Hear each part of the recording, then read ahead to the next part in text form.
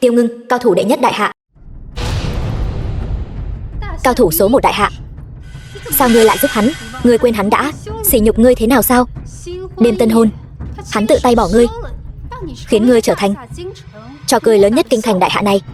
Ta không vì hắn, ta chỉ vì nước đại hạ này. Quỳ xuống hoặc mất mạng.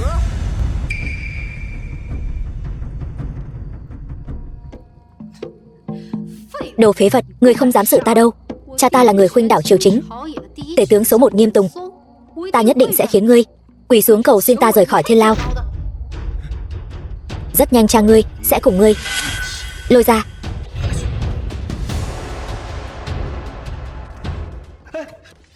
Điện hạ. Tiểu quý tử, xin chờ một lát.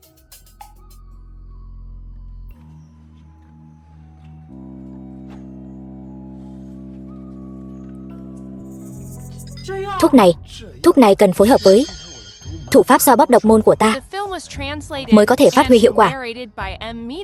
Thủ pháp xoa bóp này gọi là spa. Phụ hoàng ở đây mà, ta còn có thể chiếm tiện nghi của nàng sao? Ngưng nhi, không ngại thử xem sao? Nếu dám làm bậy, thanh kiếm này nhất định chém ngươi.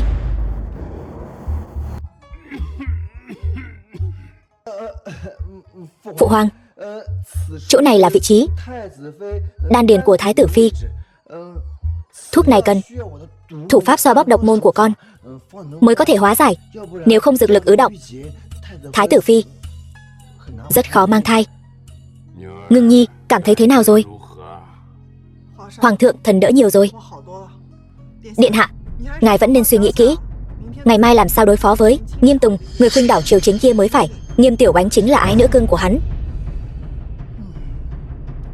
Đối phó với Nghiêm Tùng, ta tự có cách. Thái tử, bây giờ do con giám quốc, họa do mình gây ra thì tự mình chịu trách nhiệm. Nhi thần tuân mệnh. Triều đường. Về việc gây quỹ quân lương, các ái khanh có ý kiến gì không?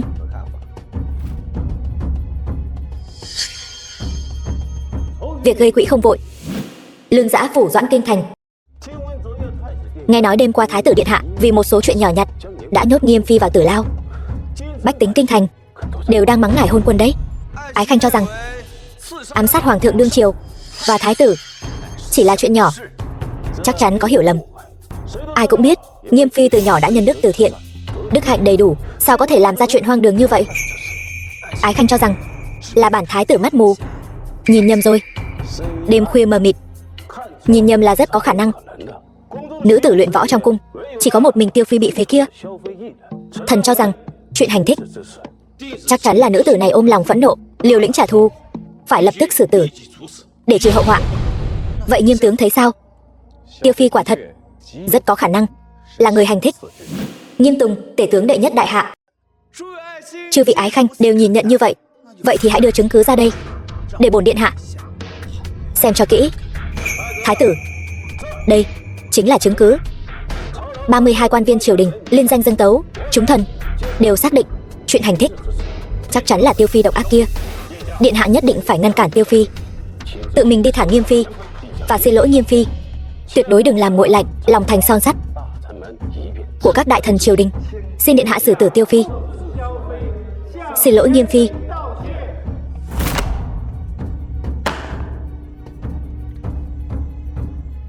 Một cái tên là có thể làm chứng cứ sao? Tên của Trăm Quan, chẳng lẽ điện hạ muốn nghi ngờ Trăm Quan sao? Vậy tên của bổn thái tử có nặng hơn Trăm Quan không? Đó là đương nhiên. Bổn điện hạ xác định hắn ngoại thông địch, ý đồ mưu phản, lấy danh nghĩa bổn thái tử không có việc gì thì bãi triều đi. Không ngờ hắn lại bảo vệ mình.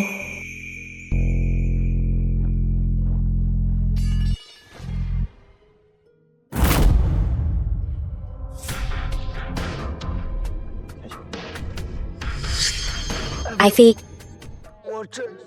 sao người của ta cảm thấy khó chịu quá? Ngài đang chịu di chứng của Nghiêm phi, mị độc phát tác. Ái phi nàng mau giúp ta giải độc. Tẩm cung hoàng đế Bệ hạ, khẩn cầu bệ hạ làm chủ cho chúng thần. Thái tử Tần Hiêu kia, Nghiêm Thế Phàm, con trai Nghiêm Tùng, hoang đường làm hại nước, vì muốn cho nhà họ Tiêu có chức vụ mà cách chức mấy chục vị đại thần. Khẩn cầu bệ hạ ra lệnh tru sát vương phi bị bỏ rơi Tiêu Ngưng, phế bỏ vị trí thái tử của Tần Hiêu.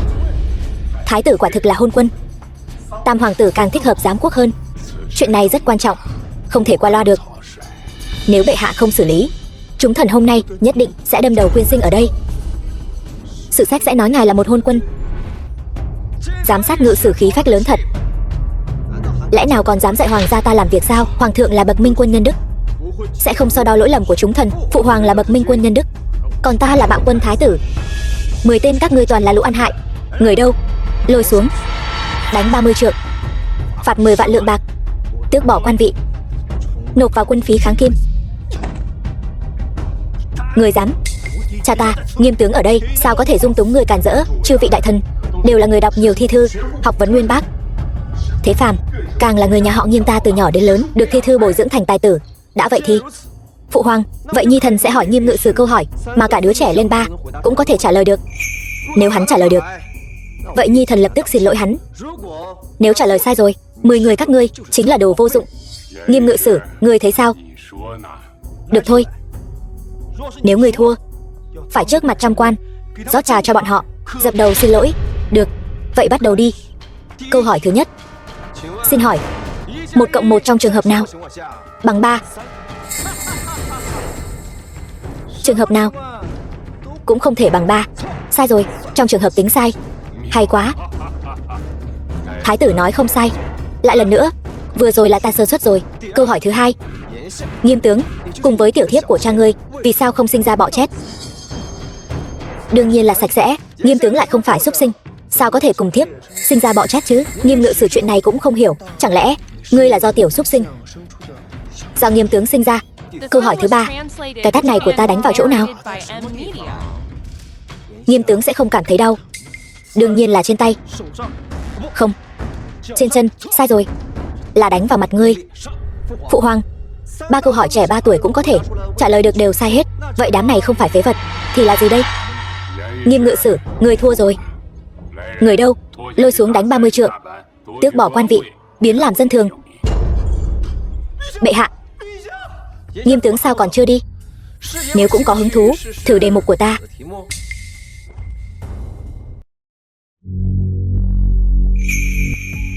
Điện hạ, để đảm bảo an toàn, để thần thiếp truyền cho ngài một ít công lực. Xin điện hạ cởi y phục ra khi truyền công, nên giảm bớt ngoại vật cản trở. Còn có chuyện tốt như vậy sao?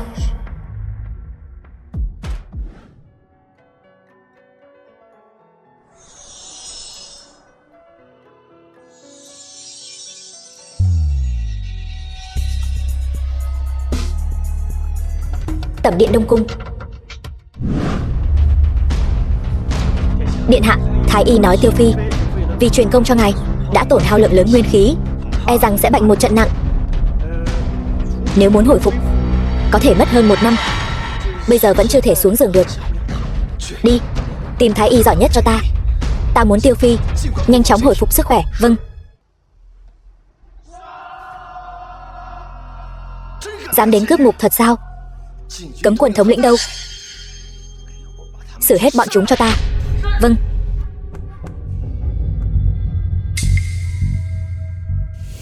Dương Tuyết, thánh nữ Tây Vực.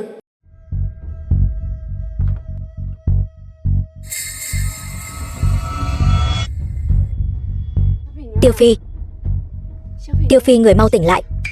Điện hạ bị tập kích ở Thiên Lao, rơi vào vòng vây nguy hiểm. Điện hạ ở đâu? Tiêu phi, người mau đi theo ta.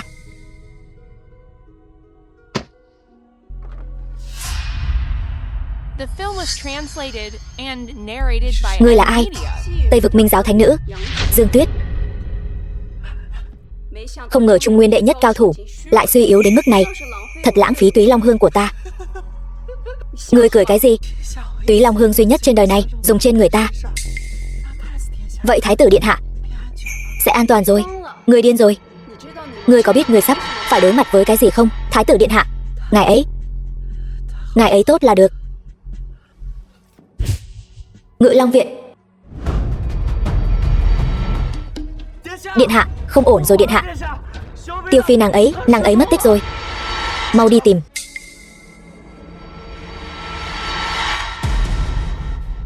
Người Hán các ngươi tự xưng là quốc gia lễ nghĩa, hôm nay sẽ cho các ngươi xem thái tử phi cao quý vô thượng của các ngươi không biết liêm sỉ thế nào, công khai tư thông với nam nhân. Nói bậy. Tiếp theo, mời người đại hạ thưởng thức thật kỹ vở Xuân Cung sống động này. Thật là thủ đoạn độc ác. Ôi trời, thái tử phi này đúng là mỹ nhân. Ta nghe nói vẫn còn là xử nữ. Hôm nay ta sẽ tìm người cho ngươi thật sự hưởng thụ một phen, sướng một chút. Tên thái tử phế vật đó không phải muốn tước chức của ta sao? Hôm nay ta sẽ cho hắn đội một cái mũ xanh lớn. Cút ngay. Ra tay. Tất cả cút hết cho ta.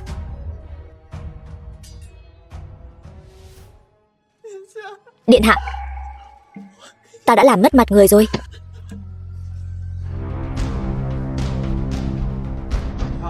Sợ cái gì? Ta là sứ giả của người Kim.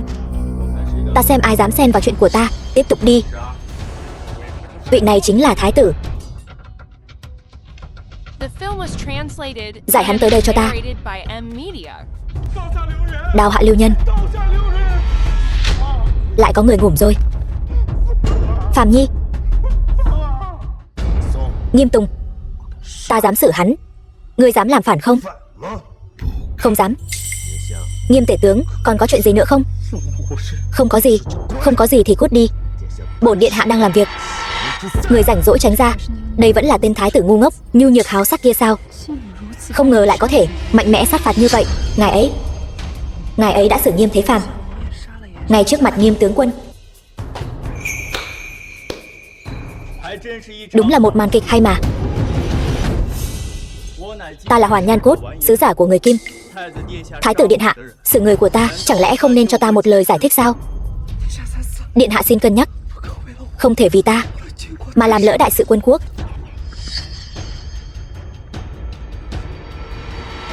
Ngươi làm ta bị thương một chút cũng chỉ là cho ta một bài học. Ngươi tốt nhất mau quỳ xuống, dập đầu xin lỗi cho ta. Ta sẽ đại diện cho đại Kim tha cho đám hán nhân phế vật các ngươi. Ngươi làm gì vậy?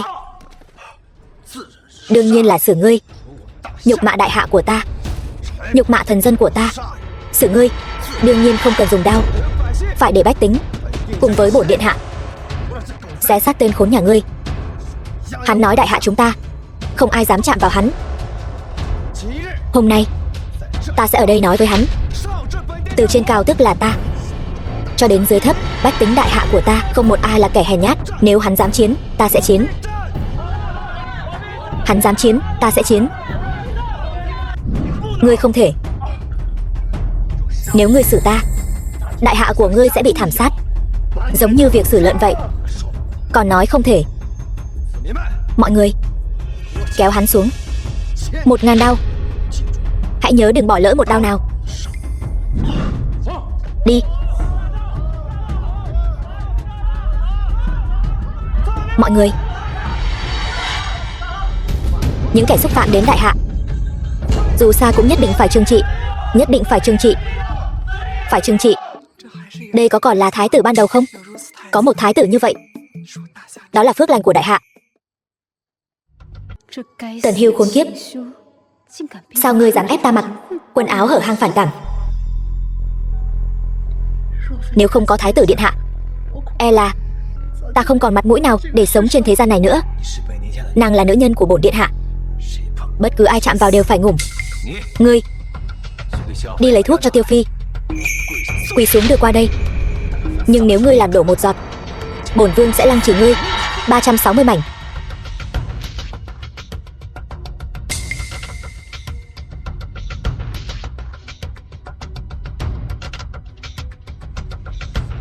Ngươi còn chờ gì nữa? Cúi đầu cầu xin Tiêu Phi uống thuốc. Xin Tiêu Phi dùng thuốc. Nào, ta đút nàng uống.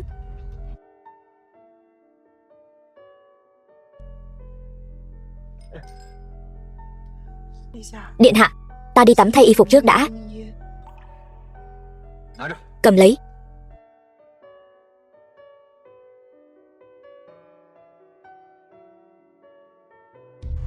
Điện hạ, ta có bằng chứng tội ác của cha ta. Nếu người tha cho ta, ta sẽ nói cho người tất cả. Hôm nay họ muốn xử người và Tiêu Phi, còn phải xem thành ý của ngươi rồi.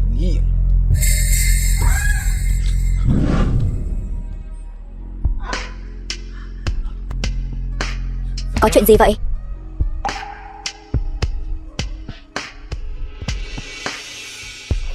Điện hạ, thần thiếp ổn rồi. Được rồi. Mỹ nhân băng giá này sau khi được ta cứu, cuối cùng cũng tan chảy rồi.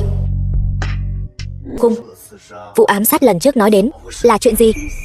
Điện hạ, xin tha mạng cho ta. Ai Phi, ngươi tưởng như vậy là đủ để dập tắt cơn giận của bổn điện hạ sao? Lần trước bảo người dạy ngươi múa thoát y, giờ đã học được chưa?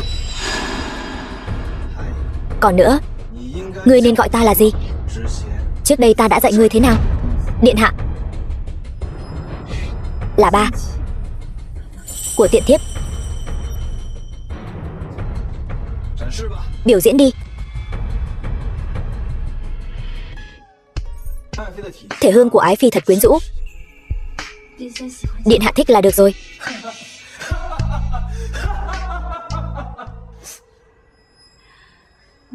Thể hương mà ngươi thích là kỳ độc ngàn năm. Bao nhiêu năm nay ta tích lũy từng chút một để hạ độc ngươi. Chẳng bao lâu ngươi sẽ trúng độc phát tác mà hôn mê. Đông cung chắc chắn sẽ loạn. Đến lúc đó chính là ngày tàn của ngươi. Gian tế và kế hoạch có để lộ cho ngươi thì sao? Chẳng qua ngươi chỉ là phế vật sắp ngủm, đang vùng vẫy lần cuối mà thôi.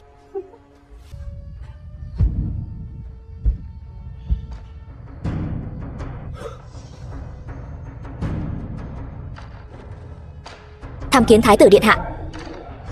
Tất cả đứng dậy đi. Các khanh có việc gì muốn tấu không? Điện hạ, thần muốn ngay trên kim điện, trước mặt trăm quan, gay gắt chỉ trích một tội ác của tên gian tặc quốc gia. Triệu các lão nói là ai? Người mà thần muốn gay gắt trách mắng chính là thái tử điện hạ người. Triệu các lão cứ nói xem sao. Nghe nói thái tử điện hạ vì thứ phi bị bỏ rơi Tiêu Ngưng, lại dám ngay giữa đường xử tử con trai Nghiêm tướng và sứ giả của nước Kim. Nay tiền tuyến báo về, nước Kim giận dữ muốn phái binh xuống Nam. Thì sao nào? Con ta bị oan chưa nói đến. Các lão dựa vào khế ước cắt đất bồi thường, dâng nữ nhân, dâng binh khí giáp trụ, mới khó khăn cầu được một chút hòa bình. Thái tử không những không ký, này lại còn phá hủy cục diện hòa bình này. Thái tử đặt an nguy quốc gia dưới một tiện phụ, thật là bất trung bất hiếu với bệ hạ, đối với dân chúng và thần tử của đại hạ, bất nhân bất nghĩa. Người có tư cách gì làm thái tử giám quốc? Thần yêu cầu ban xuống một đạo chiếu tự trách, phế bỏ vị trí thái tử. Hay cho câu bất trung bất nghĩa, Triệu các lão quả không hổ danh là thánh nhân đạo đức. Người đâu? Có. Bắt tất cả nữ quyến nhà Triệu các lão lại, tất cả tiền bạc tài sản tịch thu hết, gửi hết sang chỗ người Kim. Trước hết để người Kim xả giận cho hả? Người Kim xả giận, tự nhiên sẽ rút binh. Triệu các lão, đây là việc tốt lợi nước lợi dân. Nghĩ chắc Triệu các lão cũng sẽ đồng ý nhỉ?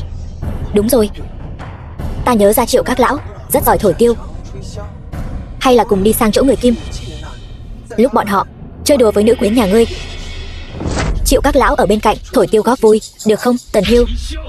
Ngươi dám làm như vậy, trên sử sách nhất định sẽ khiến người lưu tiếng xấu muôn đời. Thì có sao đâu. Người đâu? Bây giờ lập tức bắt người nhà Triệu các lão lại hết, gửi hết cho người Kim.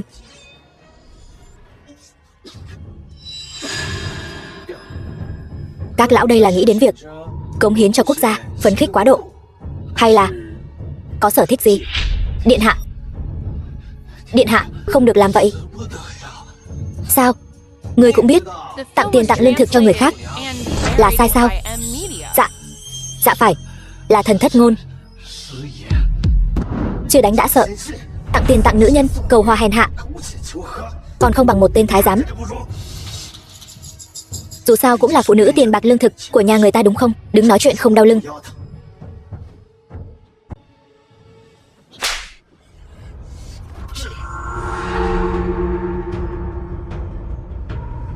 Bãi triều.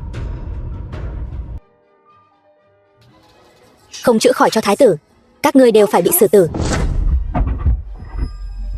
Tiêu phi tha mạng, thái tử hôn mê, thật sự không tìm ra nguyên nhân. Chúng thần thật sự là hết cách rồi. Cút, tất cả cút hết cho ta.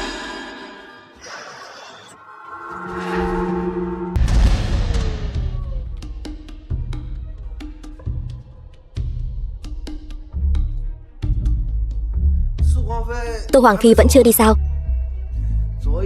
Đêm qua xử lý chính vụ quá nhiều, ngủ quá muộn, đến bây giờ mới dậy. Thái tử điện hạ thật là ra vẻ quá nhỉ? Thì sao nào? Ta là thái tử đại hạ, có chút ra vẻ không phải rất bình thường sao? Ta bảo người thả Nghiêm Tiểu Oánh, nàng ấy là phi tử của người, vợ chồng một kiếp, dù thế nào cũng không thể xử tử nàng ấy.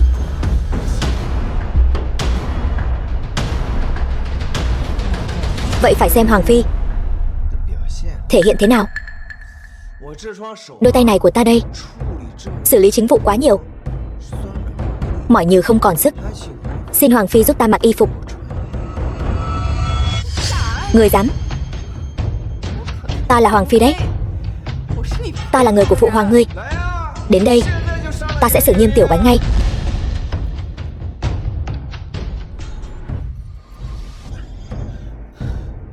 Vô lễ, người biết người đang làm gì không? Ta thấy người sắp ngã, nên ta đỡ một chút thôi. Hoàng Phi, không phải nên cảm ơn ta sao? Nếu ta mặc y phục cho ngươi, ngươi sẽ thả người.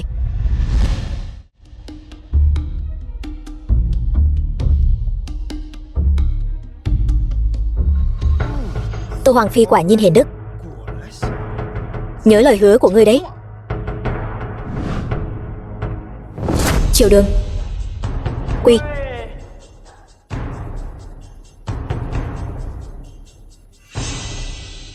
Nghiêm Tiểu Oánh đại nghịch bất đạo, tội mưu sát bệ hạ và thái tử đồng với tội mưu phản.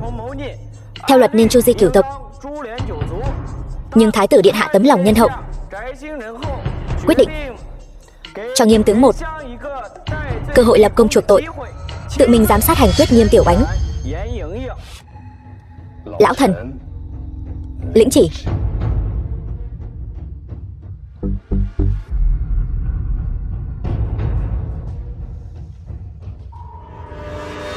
Bãi triều.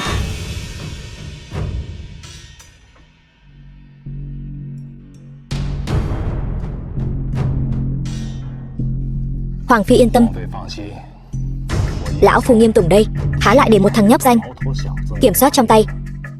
Lão phu đã sớm có sắp xếp thỏa đáng. Hắn ta sắp sửa không còn tâm trí xử lý chuyện của Tiểu Oánh nữa, vậy trông cậy hết vào Nghiêm tướng. Bên Tam hoàng tử có tin tức gì chưa? Lão sư của lão hoàng đế Phương Hiếu Đồ đã ẩn cư nhiều năm, tung tích có chút khó tìm, nhưng đã có manh mối rồi.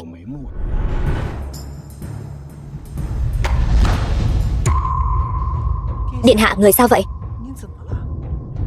Cái tên Triệu Hối đáng ghét này, thân là đại thần trong triều, lại dám giấu giếm tin tức lũ lụt, khiến hàng chục vạn bá tánh lưu lạc khắp nơi, không ai xử lý. Nếu không phải Vu Thiên vạch trần, e rằng ta vẫn còn bị che mắt. Điện hạ, đây là chuyện lớn đấy. Nếu xử lý không tốt, nhẹ thì dân oán sôi sục, nặng thì bức dân gặp nạn làm phản. Điện hạ, không hay rồi điện hạ. Chuyện gì? Ngoài cửa cung tập trung một lượng lớn nạn dân bá tánh, bọn họ vây kín cửa cung, nói muốn diện kiến điện hạ. Miệng còn nói một số lời khó nghe. Lời gì? Bọn họ nói thái tử điện hạ trị quốc mê muội, muốn người hạ đài. Lập tức mở kho lương phát trần tại cửa Hoàng Thành, lập một điểm phát trần cứu trợ thiên tai. Bổn thái tử không cho phép trong lãnh thổ có bất kỳ ai vì đói mà ngủm. Điện hạ anh minh. Phải rồi, bảo Vu Thiên đến gặp ta. Vâng.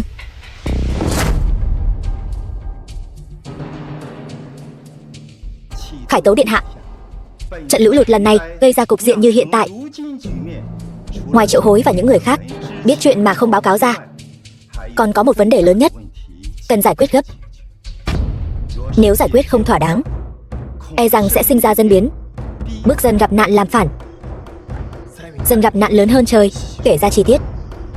Một là trong thành thiếu lương thực. Những đại gia thương nhân lương thực kia để mặc lương thực thối giữa trong kho, cũng không chịu lấy ra bán, chính là vì muốn bán giá cao.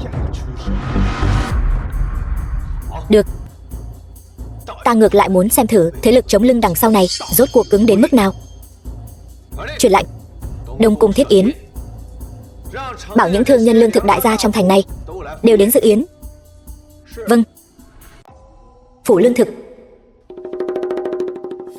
Phủ Doãn đại nhân, kế sách của ngài quả nhiên hữu dụng. Tháng này chúng ta chỉ bán được bằng tháng bình thường, một nửa số lương thực, nhưng lại từ tay nạn dân kiếm được gấp 3 lần tiền rồi. Đó là đương nhiên. Bọn họ không muốn đói thì phải ngoan ngoãn bỏ tiền mua đồ giá cao. Tuy nhiên, Phủ Doãn đại nhân, Thái tử điện hạ thiết yến, mời tất cả thương nhân lương thực dự yến. E rằng đây là hồng môn yến rồi. Không cần để ý, thái tử gì mà thái tử, chẳng có tí quyền lực nào cả. Ngươi làm việc cho lão sư của ta, Nghiêm tể tướng, lẽ nào hắn còn dám động đến ngươi sao? Đúng vậy, thiên hạ này ai mà không biết. Ở đại hạ này, Nghiêm tể tướng mới là người quyết định tất cả. Thư phòng Đông Cung. Thái tử điện hạ, bữa tiệc người thiết đãi. Những thương nhân lương thực kinh thành kia đều tìm cớ từ chối hết rồi, không muốn đến. Dám từ chối lời mời của thái tử, ai cho bọn chúng cái gan đó? Nô tài đã dò hỏi một chút, họ nói nếu Lương đại nhân thái thú kinh thành và thương gia buôn bán ngũ cốc lớn nhất Từ Chí không mở lời, họ thực sự không dám tới. Có vẻ như trong mắt họ chỉ có thái thú kinh thành và Từ Chí. Ngược lại thái tử ta đây lại bị họ xem thường. Điện hạ, thái thú kinh thành Lương Diệp này cũng là học trò của Nghiêm Tùng. Nghĩ lại, nếu không có Nghiêm Tùng chống lưng cho bọn họ, có cho họ 10 cái gan, e rằng cũng không dám đắc tội với điện hạ. Được, ta sẽ đích thân đi mời. Tiêu Phi, đi với ta. Phủ lương thực.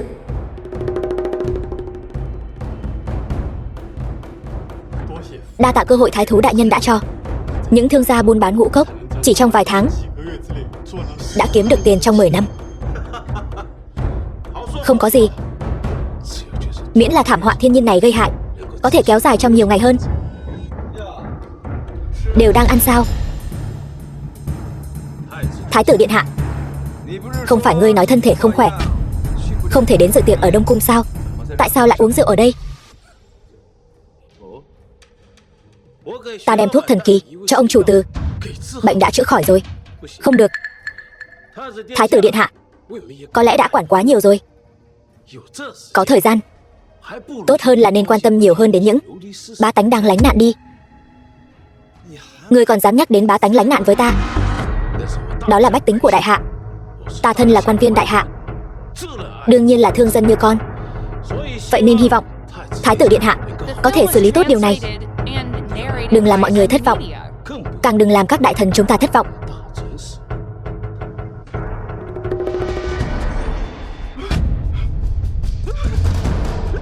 Thái tử xin người tha mạng.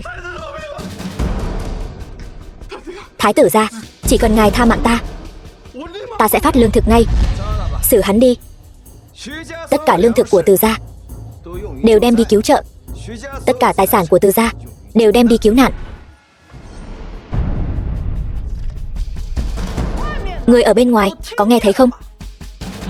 Mở kho thóc của Từ phủ, bố trí người phân phát cháo. Nếu ai dám biển thủ tiền bạc và thóc gạo, chém ngay tại chỗ không tha. Nghiêm phủ. Nghiêm tướng, Tần Hưu đã xử tử Lương Diệp. Tại sao trông Nghiêm tướng không có chút nóng lòng nào vậy? Hoàng phi, ngươi có biết không, căn nguyên của tai họa này không chỉ là lũ lụt gì cả. Vậy thì là gì? Là một loại sâu bệnh đáng sợ. Đó là loại sâu gì? Phụ ta bắt được một con, nhưng thứ này trông rất đáng sợ. Hoàng phi thật sự muốn xem sao? Ta xem thử. Người đâu?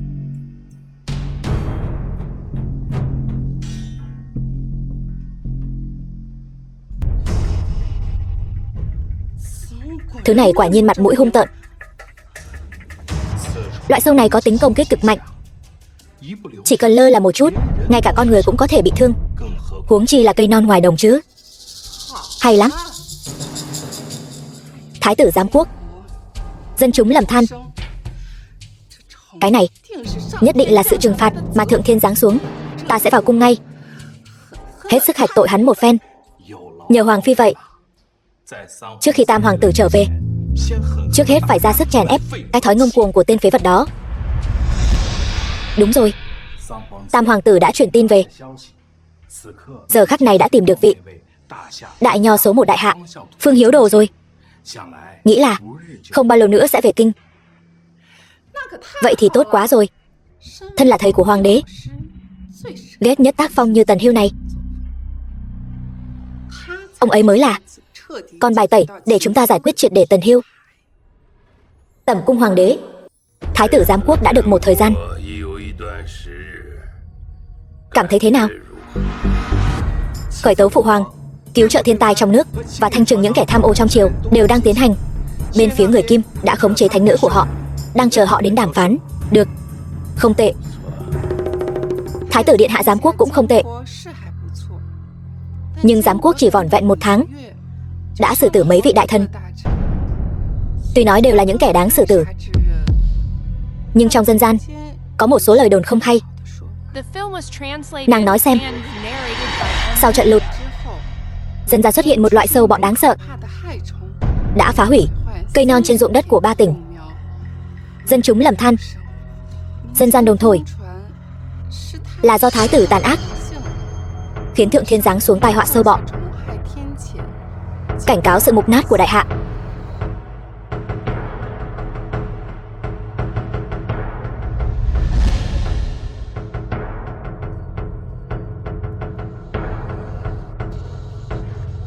Loại sâu bọ gây hại như vậy, thái tử có biết chuyện này không? Người phụ nữ này thật độc ác. Người xưa mê tín vào thuyết thượng thiên, lần này phiền phức rồi.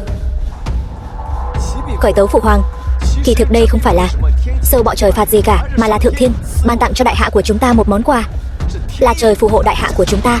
Nói như vậy là thứ có ích sao? Khởi tấu phụ hoàng, thứ này tên là tôm hùm đất, thịt cực kỳ tươi ngon, hương vị tuyệt vời, là món ngon mà thượng thiên đã ban tặng cho chúng ta.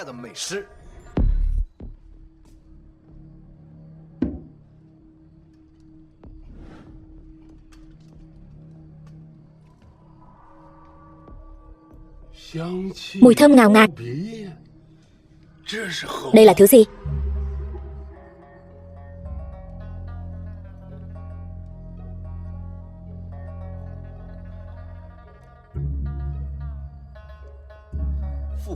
Phụ hoàng nếm thử xem, đây chính là tôm hùm đất vừa nãy sau khi nấu chín.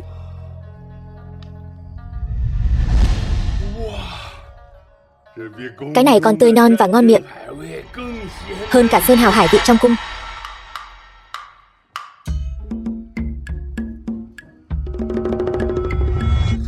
Con sâu bọ này sao lại làm ra ngon đến thế? Nhi thần đã đem phương pháp nấu nướng này công bố ra ngoài, không quá vài ngày, nạn sâu bọ tự giải quyết. Xem ra đây thực sự là món quà thượng thiên ban tặng cho chúng ta. Bệ hạ, ngoài cổng cung xuất hiện lượng lớn dân chạy nạn, là do tai ương gây ra dân biến, không phải là một bản huyết thư vạn người.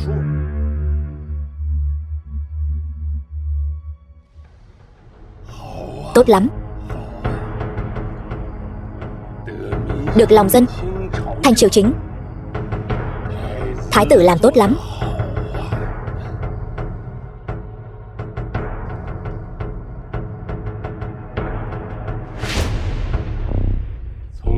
Từ hôm nay trở đi, ở đại hạ, từ quan chức nhất phẩm trở lên cho đến tất cả quan chức từ cửu phẩm trở xuống, việc bổ nhiệm và bãi miễn đều giao cho thái tử con. Ngọc tỷ này tượng trưng cho hoàng đế. Thấy ngọc tỷ, tức thấy trẫm. Dốc sức mà làm đi. Tạ ơn phụ hoàng. Tốt quá rồi. Có được ngọc tỷ, chẳng phải có được nửa chiếc ghế hoàng đế sao? Nghiêm Tùng, ngươi cũng nằm trong tay ta rồi. Thái tử đã đến tuổi nhược quán. 3 ngày sau, trẫm sẽ đích thân chủ trì lễ gia quan trưởng thành của thái tử. Đến lúc đó, còn có thầy của trẫm, thánh nhân của tất cả người đọc sách ở Đại Hạ,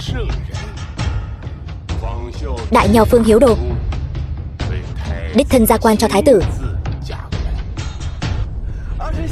Nhi thần tạ ơn phụ hoàng. Tam hoàng tử suốt đường đi đều đang vạch trần khuyết điểm của ngươi. Đến lúc đó trước mặt trăm quan và hoàng đế, ngươi bị kịch liệt chỉ trích. Thái tử nhà ngươi cũng coi như hết thời rồi. Điện hạ, vừa nhận được mật báo, Tam hoàng tử đi đến vùng quê, đích thân đón đế sư Phương Hiếu Đồ. Bây giờ đã trên đường trở về rồi. Phương Hiếu Đồ ngày mai sẽ là người thực hiện lễ gia quan cho ta. Phụ hoàng lại coi trọng như vậy. Tam hoàng tử này đột nhiên sốt sắng đi đón người, chắc chắn có vấn đề. Được, ta biết rồi. Nàng lui xuống trước đi. Ngươi dám khinh bạc bổn cung. Hoàng phi người hiểu lầm rồi. Người không biết đó thôi. Cái con tôm hùm nhỏ này vỏ ngoài có kịch độc, chạm vào thì ngón tay sưng đỏ. 3 ngày không chữa trị sẽ bị lở loét. Ta đây là đang xem xét tình hình cho hoàng phi. Có độc sao người không nói? Vậy hoàng phi tố cáo trước mặt phụ hoàng. Người tại sao không báo trước cho ta một tiếng? Đại hạ không có ớt. Thứ này là cống phẩm của nước khác, bọn họ chưa từng nếm thử. Thế mà thật sự không biết ăn cay sẽ sưng đỏ. Hoàng phi, môi người sưng đỏ, chắc hẳn trúng độc khá nặng rồi. Nói bậy. Ta đây cảm thấy rất tốt. Buông tay, mau buông tay. Đây là tẩm cung của hoàng thượng đấy. Ngươi không muốn sống hả? Vậy người cứ kêu đi, ta sẽ nói người quyến rũ ta. Cùng lắm thì cùng ngủm. Ngươi làm gì vậy? Hoàng phi thật sự bị trúng độc rồi. Không tin thì lấy gương mà xem. Ta thật sự trúng độc rồi. Ngươi chắc chắn có cách giải độc đúng không? Ngươi muốn điều kiện gì mới giúp ta giải độc? Nói cho ta biết. Tam hoàng tử đặc biệt đi tìm Phương Hiếu Đồ, rốt cuộc là để làm gì? Ta không biết. Được thôi, đằng nào cũng ngủm. Chỉ bằng cứ ngủ một cách sung sướng. Không, ta không thể ngủm. Ta còn chưa lên làm hoàng thái hậu, tận hưởng quyền lực tối cao trên đời này. Nửa đêm nửa hôm, hai người các ngươi ở sau bình phong làm gì vậy? Tô Ái Phi sao lại hét lên? Phụ hoàng, Tô Hoàng Phi là vì chưa chuẩn bị qua lễ gia quan trưởng thành cho con, nên mới bực bội mà thất thanh. Phải đó, bệ hạ. Đây là ngày trọng đại của thái tử điện hạ. Thần thiếp là trưởng bối, sao lại không chuẩn bị quà cho thái tử được? Thật sự là hổ thẹn. Tốt, hai người các ngươi có thể hòa thuận ở chung là tốt rồi. Thái tử, Tô Hoàng Phi quan tâm con như vậy, con phải hiếu kính nàng thật tốt. Phụ hoàng yên tâm, nhi thần nhất định sẽ hiếu kính Hoàng Phi thật tốt.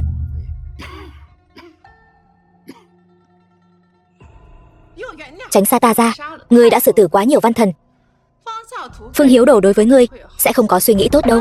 Chờ đến ngày lễ gia quan của ngươi, với tính thẳng thắn của Phương Hiếu Đồ, ngay cả hoàng thượng cũng dám mắng. Chắc chắn sẽ mắng ngươi không biết đọc sách dưỡng tâm. Ông ta còn sẽ công khai khảo hạch học vấn của ngươi, khiến ngươi vẽ mặt mình là sinh viên đại học 98 năm, nhớ bao nhiêu tác phẩm hay, danh tiếng lưu truyền ngàn đời, khảo hạch mình. Vậy ngươi đúng là đâm đầu vào chỗ hiểm rồi. Vậy thì đa tạ Tô Hoàng Phi đã nhắc nhở. Nói cho ngươi biết thì sao? Ngươi từ nhỏ đã không học hành gì, sách cũng chẳng đọc được mấy quyển. Dù thế nào đi nữa cũng không thể qua được cửa ải Phương Hiếu Đồ đâu. Hoàng thượng và bá quan đều sẽ tận mắt nhìn thấy ngươi bẽ mặt. Vị trí thái tử này của ngươi sẽ không giữ được nữa đâu. Vậy thì không phiền Tô Hoàng Phi phải bận tâm rồi. Bổn điện hạ bụng đầy kinh luân. Chỉ là Phương Hiếu Đồ còn con, đương nhiên không thành vấn đề. Ngươi bây giờ cứ mạnh miệng đi, ta xem ngày mai ngươi khóc thế nào. Phương Hiếu Đồ là thánh nhân đại hạ đấy. Ông ấy trong mắt sĩ tử thiên hạ có trọng lượng, vai trò quan trọng thế nào. Ông ta không công nhận ngươi, ngươi nhất định sẽ xong đời. Vẫn chưa giải độc xong. Được thôi, vậy ta sẽ giúp Tô Hoàng Phi giải độc thật tốt. Xong chưa? Ngươi sao lại cắn ta? Trúng độc. Chẳng qua là ăn ớt. Sưng đỏ nhất thời thôi. Ngày mai độc sẽ tự giải. Người tên khốn này. Chư vị ái khanh, bản nhật báo ngày hôm qua các ngươi đều chuẩn bị xong chưa? Tiểu quý tử.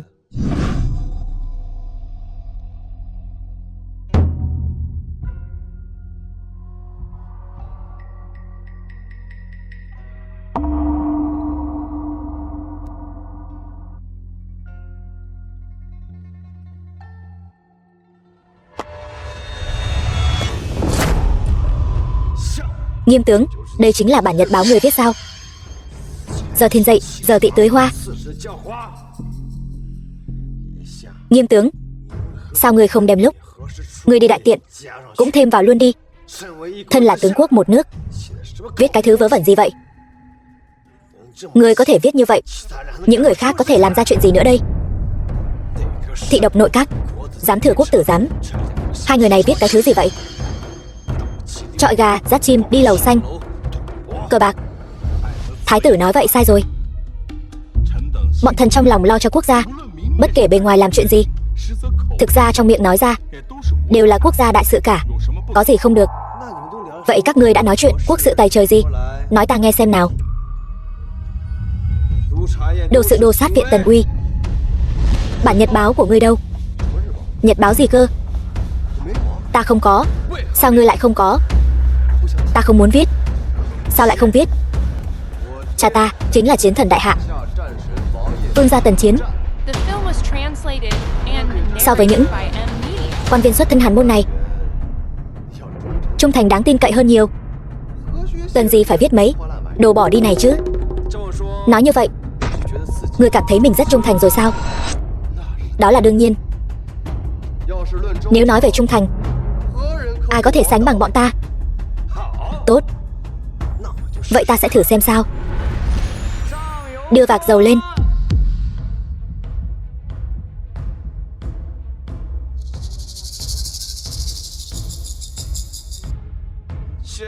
Vì mọi người đều nói mình có một tấm lòng son sắt trung thành, đặc biệt là hoàng thân quốc thích.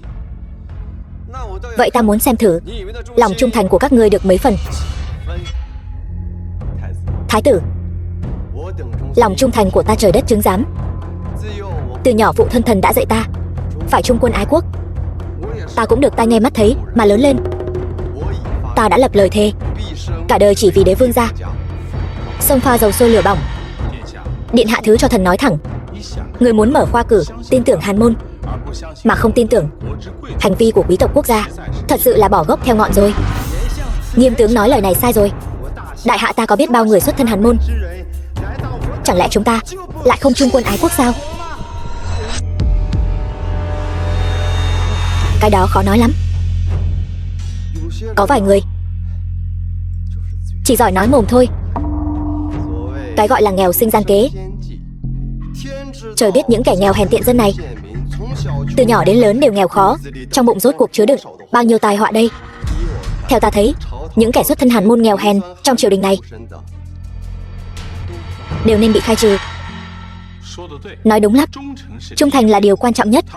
Bọn họ từ nhỏ sống ở vùng quê thô lỗ, đương nhiên khó mà thân cận với hoàng gia như hoàng thân quốc thích thế này, huống chi là trung thành. Được rồi, không cần tranh cãi nhiều nữa. Vạc dầu này đã sôi rồi.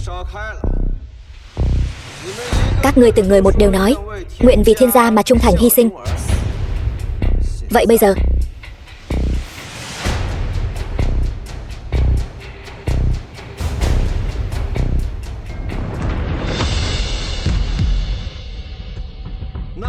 vị trung thần nào nguyện ý thò tay vào,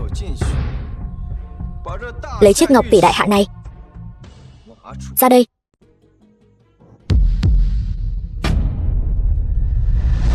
Vậy thì bắt đầu từ Nghiêm tướng đi.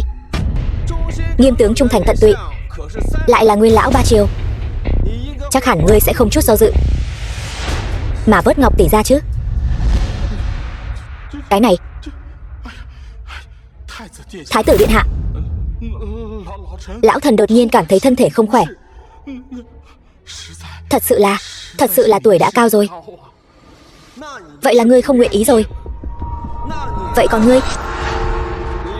Người thân là hoàng thân quốc thích, lại là con trai chiến thần, đương nhiên là càng nguyện ý hơn rồi. Không cần thiết phải thế, thái tử điện hạ. Cái này còn cần thần tự mình ra tay sao? Thần gọi một tên tiểu tử, bảo hắn làm là được.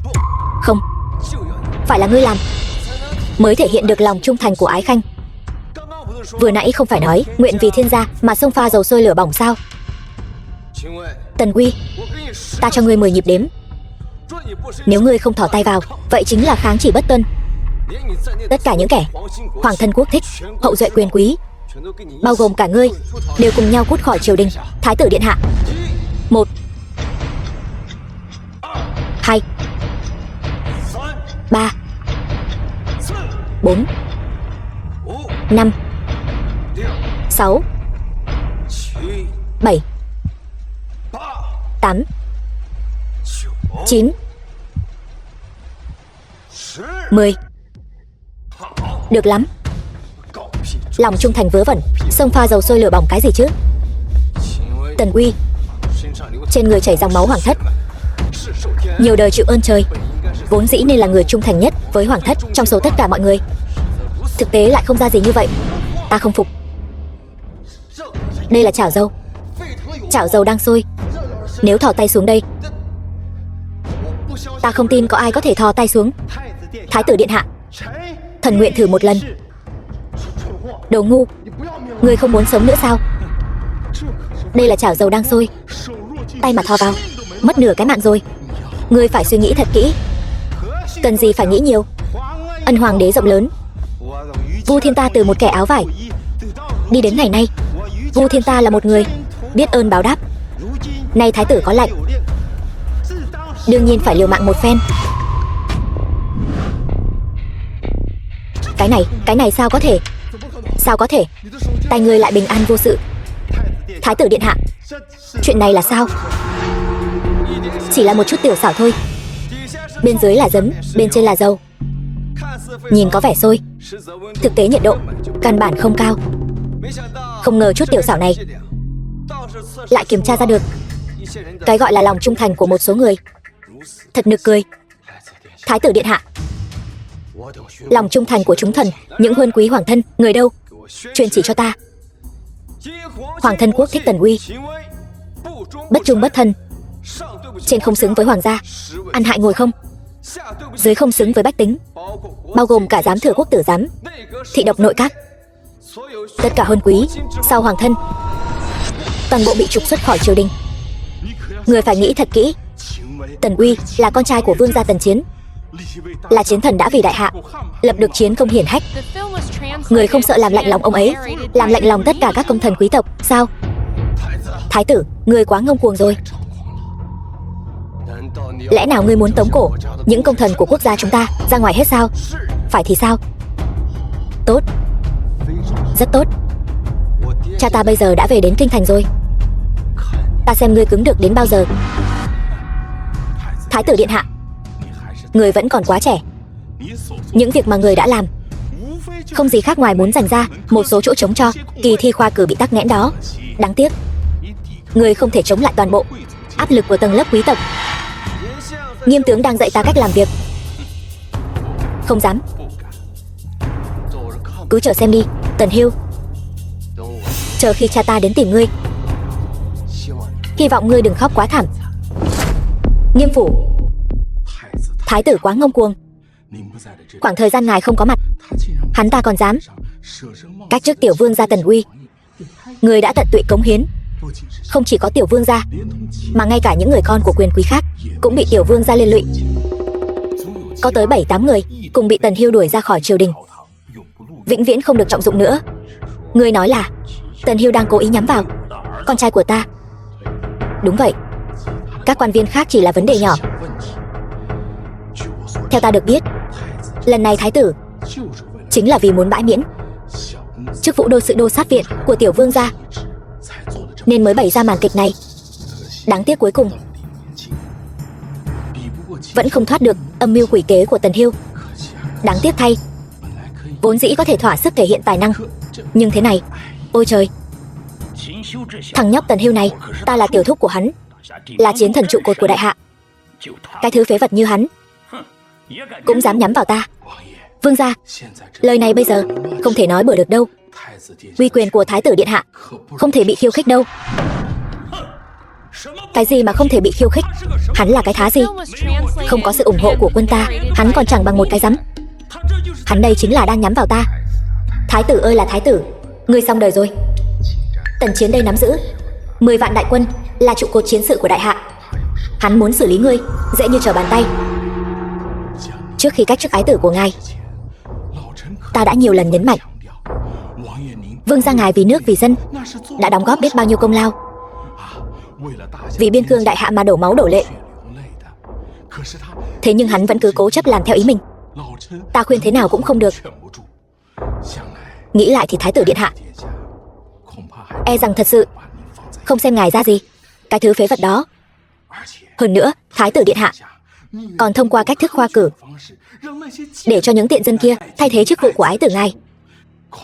E rằng trong mắt thái tử, ái tử của ngài sợ rằng còn không bằng những tiện dân đó.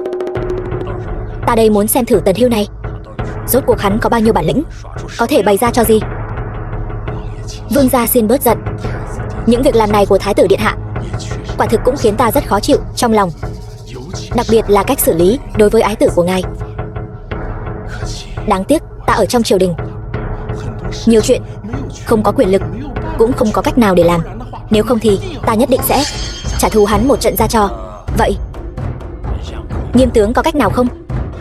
Thái tử điện hạ không phải đang chuẩn bị tổ chức khoa cử sao? Nếu có cách chặn lại số bạc cống từ các nơi gửi về đế đô, vậy thì thái tử điện hạ sẽ rơi vào tình cảnh không có tiền để tiêu. Như vậy việc khoa cử này e rằng sẽ...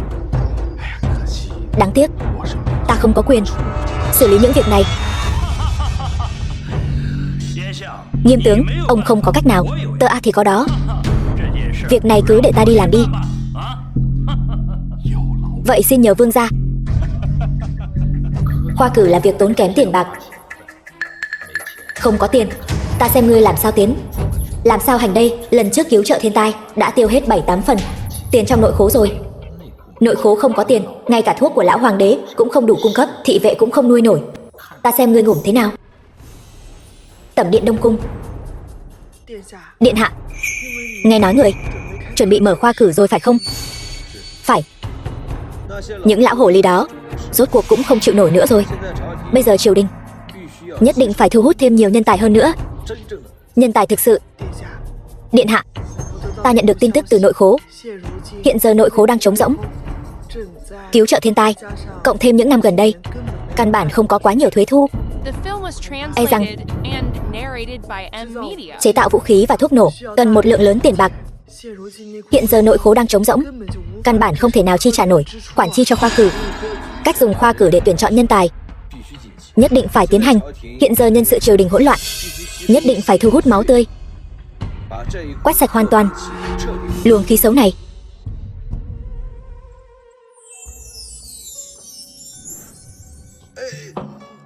Điện hạ người.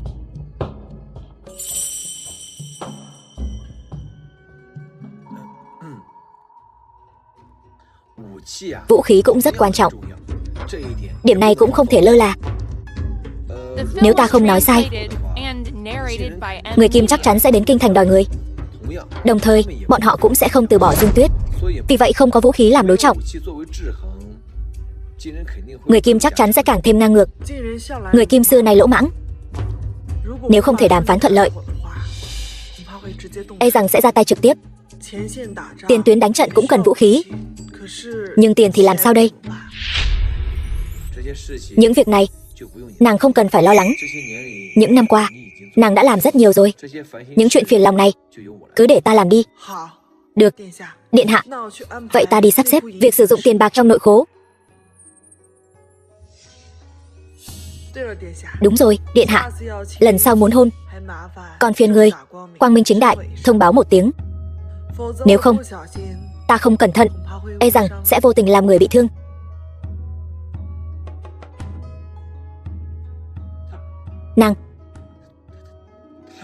Nàng ấy đồng ý rồi sao? Tẩm điện hoàng đế. Tiền trong nội khố của trẫm đâu rồi? Tiền trong nội khố đều bị tên phá gia chi tử nhà ngươi moi rỗng rồi. Cứu trợ thiên tai tiêu hết 7 phần. Mở khoa cử dùng cho các sĩ tử hàn môn khắp nơi, lại tiêu hết 3 phần. Tiền thuế bạc từ các nơi vẫn còn đang trên đường. Tiền trong nội khố đã trống rỗng rồi. Phụ hoàng đừng vội, nhi thần tự có diệu kế. Rõ ràng là hoàng đế lại vì không có tiền, đến cả thuốc cũng không mua nổi. Người muốn trơ mắt nhìn phụ hoàng không có tiền mua thuốc mà ngủm sao? Còn có cấm vệ hoàng cung, hậu cung phi tần, thái giám, cung nữ, bổng lộc tháng này đều không phát được. Ngươi còn bảo ta đừng vội, sao mà không vội được? Phụ hoàng, chỉ là chút bạc lẻ, nhi thần chỉ cần 1 ngày liền có thể gom đủ tiền để giải quyết việc này. Ngươi đang nói gì vậy? Lời gì mà hổ lang thế này? Trong vòng 1 ngày 3.000 vạn lượng. Người giàu nhất đại hạ cũng không dám khoe khoang lời lẽ như vậy. Phụ hoàng, người chỉ cần ban cho nhi thần một bức thư pháp. Thư pháp chỉ cần viết lên 4 chữ Hoàng Ân Hạo Đãng là được. Nếu là bán quan tước, bán thư pháp, trẫm tuyệt đối không đồng ý. Phụ hoàng yên tâm, cuối cùng bức thư pháp này nhất định sẽ trở về tay người. Được, trẫm đồng ý với ngươi. Tạ ơn phụ hoàng.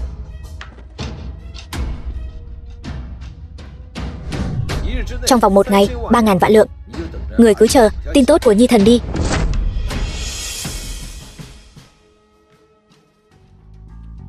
Thư phòng Đông Cung. Thái tử điện hạ, nghe nói ngươi lại dám khoe khoang với bệ hạ, trong vòng 1 ngày có thể kiếm được 3.000 vạn lượng. Tô Hoàng Phi là đến giúp ta sao? Ta chỉ đến nhắc nhở ngươi một chút. Hiện giờ nội khố trống rỗng, nếu lời ngươi khoe khoang không thực hiện được, mai chính là ngày mọi người trong hoàng cung được phát bổng lộc. Đến lúc đó không phát được tiền, hoàng cung sẽ loạn, thái tử nhà ngươi sẽ hết thời. Ta thật muốn xem thử thái tử điện hạ nhà ngươi sẽ xử lý việc này thế nào. Ngươi nếu không muốn gánh chịu tiếng xấu muôn đời, tốt nhất vẫn nên nghe lời của Nghiêm tướng. Cố chấp làm theo ý mình chỉ khiến thân bại danh liệt, bị người đời khinh bỉ.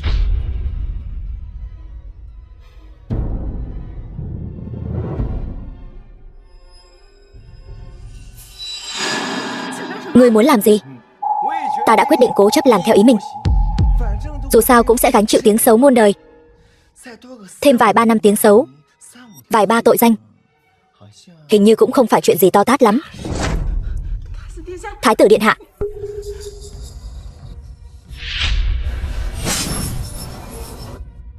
cảm ơn Tô Hoàng Phi đã tài trợ.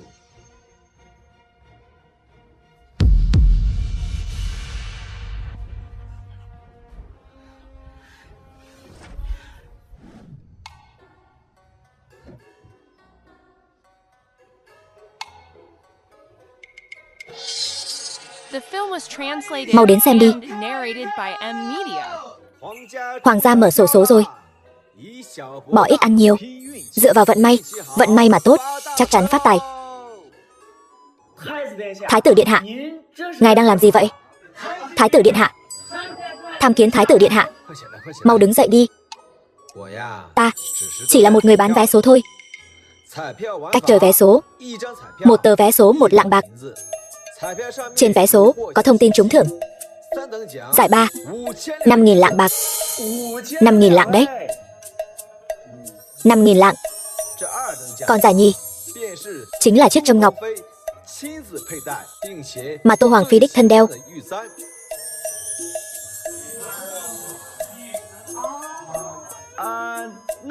Vậy giải nhất thì sao? Hỏi hay lắm. Giải nhất chính là bức thư pháp do Hoàng thượng ngự bút. Ôi trời, chỉ 1 lạng bạc là có cơ hội nhận được bảo vật vô giá này. Thật sự quá đáng giá. Ta muốn mua. Được. Ta lấy thân phận của mình ra đảm bảo. Chỉ cần trúng thưởng, chắc chắn đổi được 100%. Không lừa già dối trẻ. Cho ta một tờ. Được.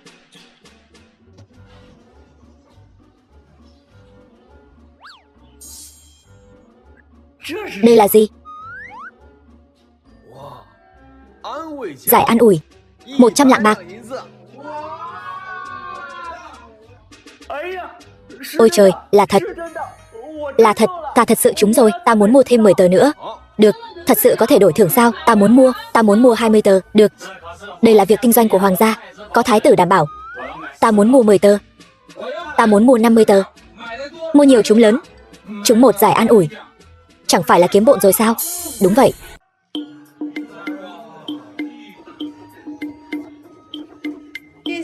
Điện hạ quả nhiên lợi hại. Nhưng mà chỉ dựa vào những người ở đây, e rằng bán không được bao nhiêu. Yên tâm, ta tự có cách.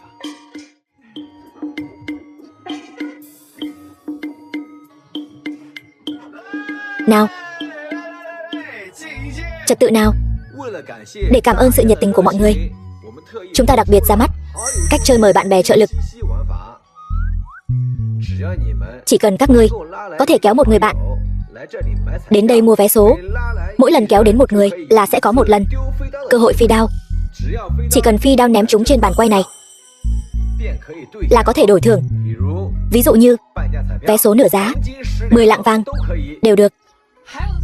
Lại có chuyện tốt như vậy sao? Chúng ta mau gọi viên ngoại đến mua đi. Đây là một vốn vạn lời đó. Ta mau gọi người đi. Thái tử điện hạ, cách của người quả nhiên rất hiệu quả. Ta trúng rồi. Giải an ủi. 1 lạng bạc đã trúng rồi.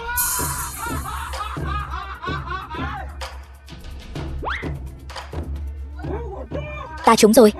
Mua 1 tờ. Nào. Mua 1 tờ.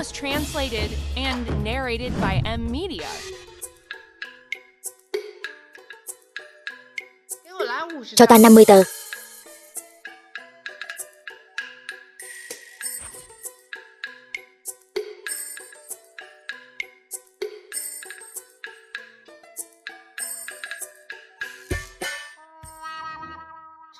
Sao toàn là cảm ơn đã ủng hộ thế này? Không được, ta đã tiêu 50 lượng rồi. Cho thêm 30 tờ nữa. Được. Chỉ cần có giải an ủi là không lỗ.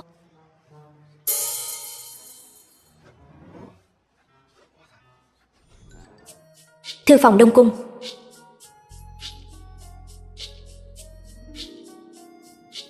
Điện hạ, chỉ trong một ngày, người có thể dùng kế xổ số kiếm được nhiều ngân lượng như vậy.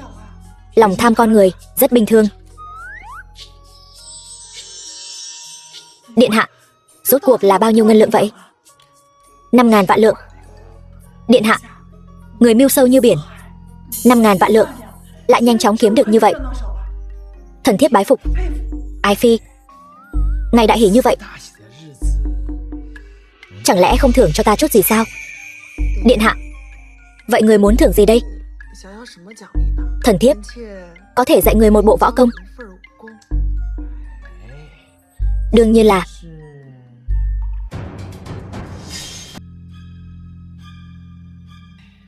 Nhi thần vô năng, chỉ kiếm được vỏn vẹn 5.000 vạn lượng.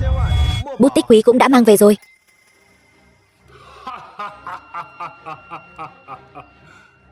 Tốt lắm. Năng lực của thái tử quả nhiên xuất chúng. Trong một ngày huy động được 5.000 vạn lượng.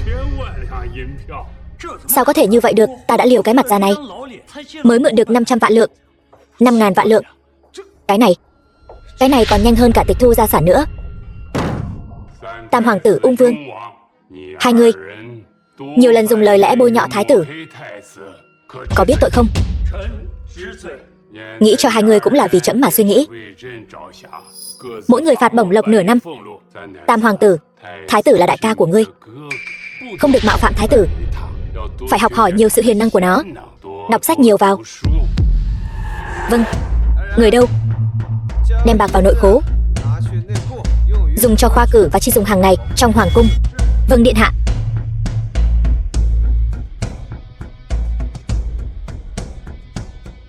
Tất Tất cả đứng dậy đi. Tạ ơn bệ hạ. Còn chuyện gì nữa không? Bệ hạ, thần có đại sự quân quốc muốn tấu. Việc này liên quan đến cơ mật quân sự. Thái tử điện hạ không tiện đứng ngoài nghe đâu.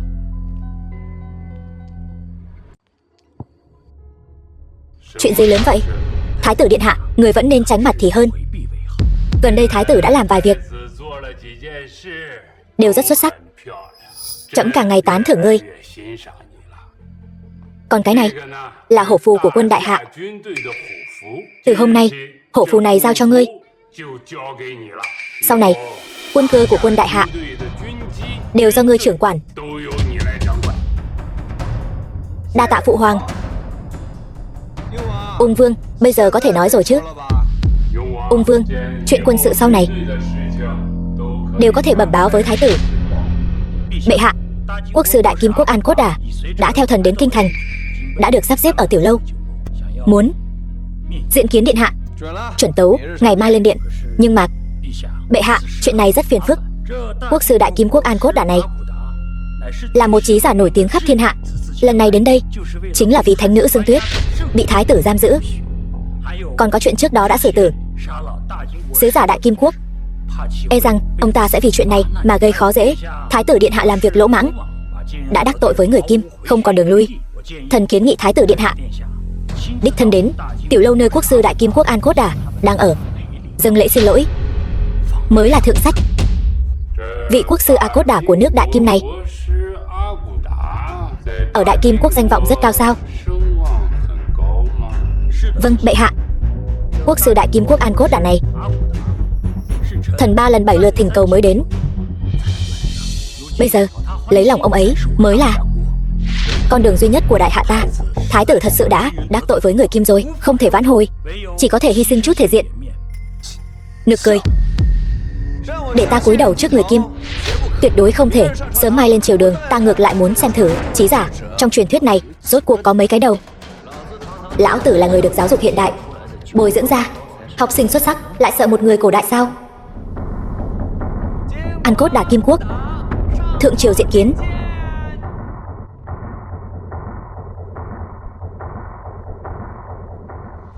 Thái tử điện hạ, ta là An Cốt Đà, quốc sư của Đại Kim. Nghe nói thái tử điện hạ bây giờ bắt đầu làm ăn buôn bán rồi. Chẳng lẽ triều đình đại hạ các ngươi đã sa sút đến mức này rồi sao? Chỉ là giải trí hàng ngày thôi. Đừng nói triều đình hay quan viên, ngay cả dân thường tùy tiện tiêu 300-500 lượng cũng là chuyện nhỏ.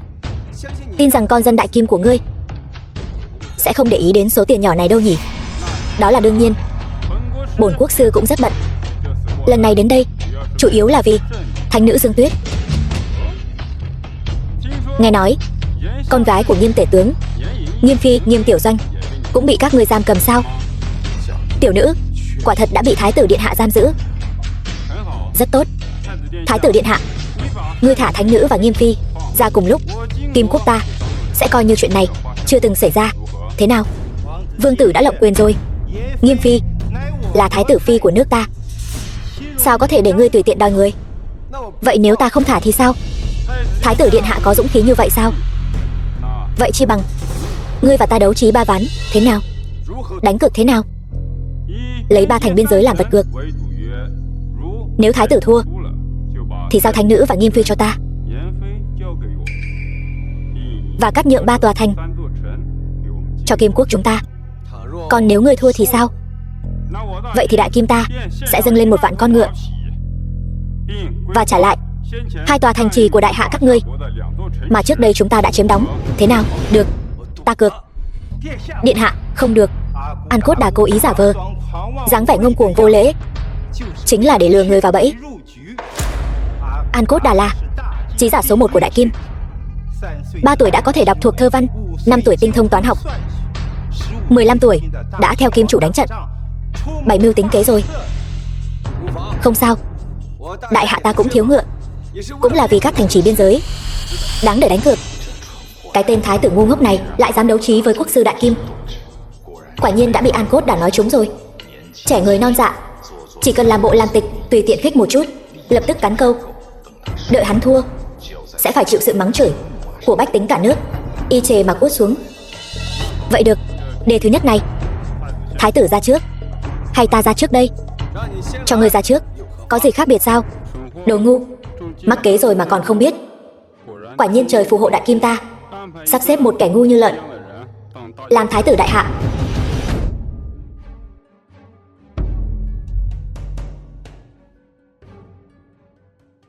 Vật này là do đại kim ta tập hợp 1 vạn trí giả, dốc hết tâm huyết làm ra trong suốt mấy chục năm, tên là Vô Tỏa. Thái tử điện hạ, nếu trong vòng 1 ngày có thể giải được thì xem như người thắng. Hèn hạ, công trình nghiên cứu của 1 vạn trí giả trong 10 năm lại bắt thái tử điện hạ giải trong vòng 1 ngày. Đây chẳng phải là làm khó người khác sao? E rằng chính ngươi cũng không giải được phải không? Ta quả thật không giải được. Vậy thì sao? Đấu trí cũng không cần chính ta phải giải phải không? Đây là do thái tử điện hạ các ngươi tự mình đồng ý. Cái thứ này chẳng phải chỉ là một cái khóa lỗ ban đơn giản sao? Rất đáng tiếc. An Cốt Đà, ta đây đứng trên vai người xưa và lịch sử, đánh bại người dễ như chơi. Giải cái này thôi, cần gì 1 ngày? Thái tử điện hạ thật biết khoác lác. Nếu ngươi giải được trong 1 ngày, chẳng phải đồng nghĩa với việc 1 vạn trí giả của đại kim quốc ta đều là lũ heo ngu sao? Rất nhanh ngươi sẽ biết có phải hay không.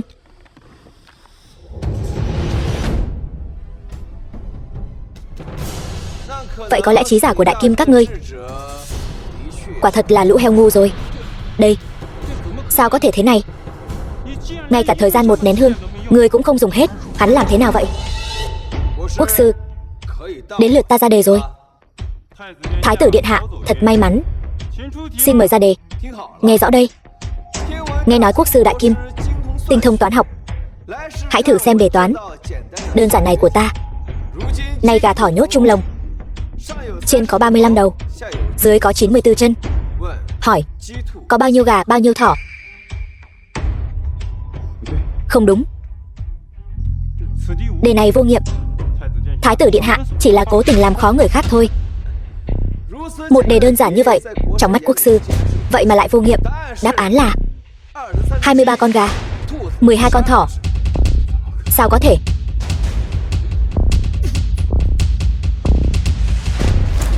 Đề này thật sự có nghiệm. Sao ngươi lại có trí tuệ như vậy? Rõ ràng trong lời đồn nói thái tử nhà ngươi vô học vô thuật, ngu xuẩn bạo ngược. Vu Thiên, quốc sư đại kim đích thân hứa tặng 1 vạn con ngựa, trả lại 2 thành biên giới. Chuyện này do ngươi phụ trách. Thần tuân chỉ. Thái tử điện hạ, 2 thành này chúng ta có thể trả lại cho ngươi, nhưng cũng phải xem ngươi có quản được không. Chuyện này không cần quốc sư bận tâm, vẫn là mau chóng đưa 1 vạn con ngựa kia tới đây đi. Thái tử điện hạ, người làm như vậy sẽ đắc tội hoàn toàn với đại kim, đẩy bách tính vào cảnh lầm than. Ta chỉ là đòi lại thứ thuộc về đại hạ thôi. Lẽ nào phải giống như ngươi, như một con cẩu, để mặc bách tính bị người khác sỉ nhục? Thư phòng Đông Cung. Thái tử điện hạ, người thật sự muốn đòi lại Lục La Thành và Linh Châu Thành sao? Đó là lãnh thổ của đại hạ ta, đòi lại là hợp tình hợp lý. Điện hạ có điều không biết, Lục La Thành và Linh Châu Thành nằm ở khu vực giáp danh Kim Hạ. Tình hình các tộc thông hôn phức tạp, xung đột không ngừng, hơi giống khu vực Tam Bất Quản. Không chỉ vậy, tướng giữ thành của Lục La Thành, Hoàn Nhan Sơn kia, nghe đồn là cháu của An Cốt Đà. Chính vì thế càng nên thu hồi. Hoàn Nhan Sơn không thể giữ lại, hay là điều Vu Thiên qua đó? Vu Thiên, người. Điện hạ, thần thiếp được phụ thân ủy thác, có một việc muốn bẩm báo. Ai phi, có việc cứ nói thẳng. Phụ thân của thần thiếp nhận được một mật báo, trên đó viết rằng huyện lệnh giữ thành Linh Châu, Hồ Đức Cương, dù là người đại hạ nhưng lại đầu hàng người Kim, tùy tiện bóc lột tiền bạc của chúng ta, hơn nữa còn mặc cho bọn chúng bắt nạt nữ nhân của chúng ta. Thật vô lý, quả là mất hết nhân tính. Điện hạ, thần thiếp khẩn cầu điện hạ phái Vu Thiên đi đến thành Linh Châu, bãi miễn Hồ Đức Cương, trấn hưng lòng dân. Chuyện này để ta suy nghĩ một chút. Thiếu người quá, không thể nào cử Vu Thiên đi được, căn bản không có ai dùng được cả. Thái tử điện hạ, Nghiêm Tùng, Tần Chiến cầu kiến. 2 người bọn họ cấu kết với nhau, tự cho mình thân phận cao quý, lại có thể chủ động đến tìm điện hạ. Chắc chắn có gian trá, đừng sợ. Cứ xem bọn họ muốn làm gì trước đã. Hai vị không có việc gì thì không đến Tam Bảo Điện. Có việc gì? Cung hỉ thái tử điện hạ đã thu hồi Lục La Thành và Linh Châu Thành. Bọn thần tự biết tình hình hai thành phức tạp, muốn tiến cử một vài năng thần trị thế đến đó để chia sẻ gánh nặng cho thái tử điện hạ. Những gì Nghiêm tể tướng nói chính là điều trong lòng ta đang nghĩ. Hai vị sốt sắng thay nước nhà, chia sẻ nỗi lo như vậy. Vậy tại sao vừa rồi lúc gặp Đại Kim Quốc sư lại không thấy hai vị tích cực như vậy nhỉ? Thái tử điện hạ, người đang chất vấn ta và Nghiêm tể tướng sao? Sao có thể chứ? Bây giờ ai mà không biết Hoàng thân quốc thích đứng đầu là Nghiêm tể tướng, trung thành đến thế nào? Thái tử điện hạ, lúc này tuyệt đối không thể hành động theo cảm tính. Hiện giờ trong triều, người có thể đi đến hai thành biên giới chỉ đếm trên đầu ngón tay. Nghiêm tể tướng nói rất đúng. Ta sợ điện hạ không có người dùng nên mới tiến cử nhân tài. Không ngờ phản ứng của thái tử điện hạ lại khiến lão phu thật sự cảm thấy lạnh lòng. Lão tử mà dùng người của các ngươi e rằng chưa đầy 2 ngày thành trì đều bị các ngươi bán đi đếm tiền rồi. Vậy thì không làm phiền hai vị bận tâm nữa. Vu Thiên, thần có mặt truyền lệnh của ta, sau 5 ngày nữa thí điểm khoa cử ở kinh thành. Phàm là con em Hàn môn đều có thể đăng ký, chọn người ưu tú nhất để thu nhận. Thái tử điện hạ anh minh, bọn thần xin cáo lui. Nghiêm tể tướng, vừa rồi ngươi tại sao không ngăn cản tiểu tử này? Ngăn chặn không bằng khơi thông. Huống hồ chuyện khoa cử này, ngài tưởng thật sự do hắn quyết định sao? Chọn người nào, nên chọn như thế nào, không đến lượt hắn quyết định. Bộ phận quản lý nhân sự sẽ lo việc này, đều là người của Nghiêm tể tướng mà. Nghiêm phủ.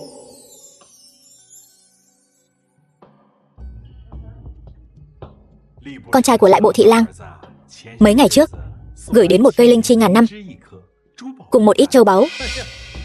Đúng là nhân tài có thể bồi dưỡng. Trần thị lang dạy dỗ tốt thật. Thằng con trai đó của ông ta biết cách cư xử đấy, chi bằng cho làm bảng nhãn. Không ổn, vị trí bảng nhãn phải để lại cho con trai của đô hộ Triệu Đại.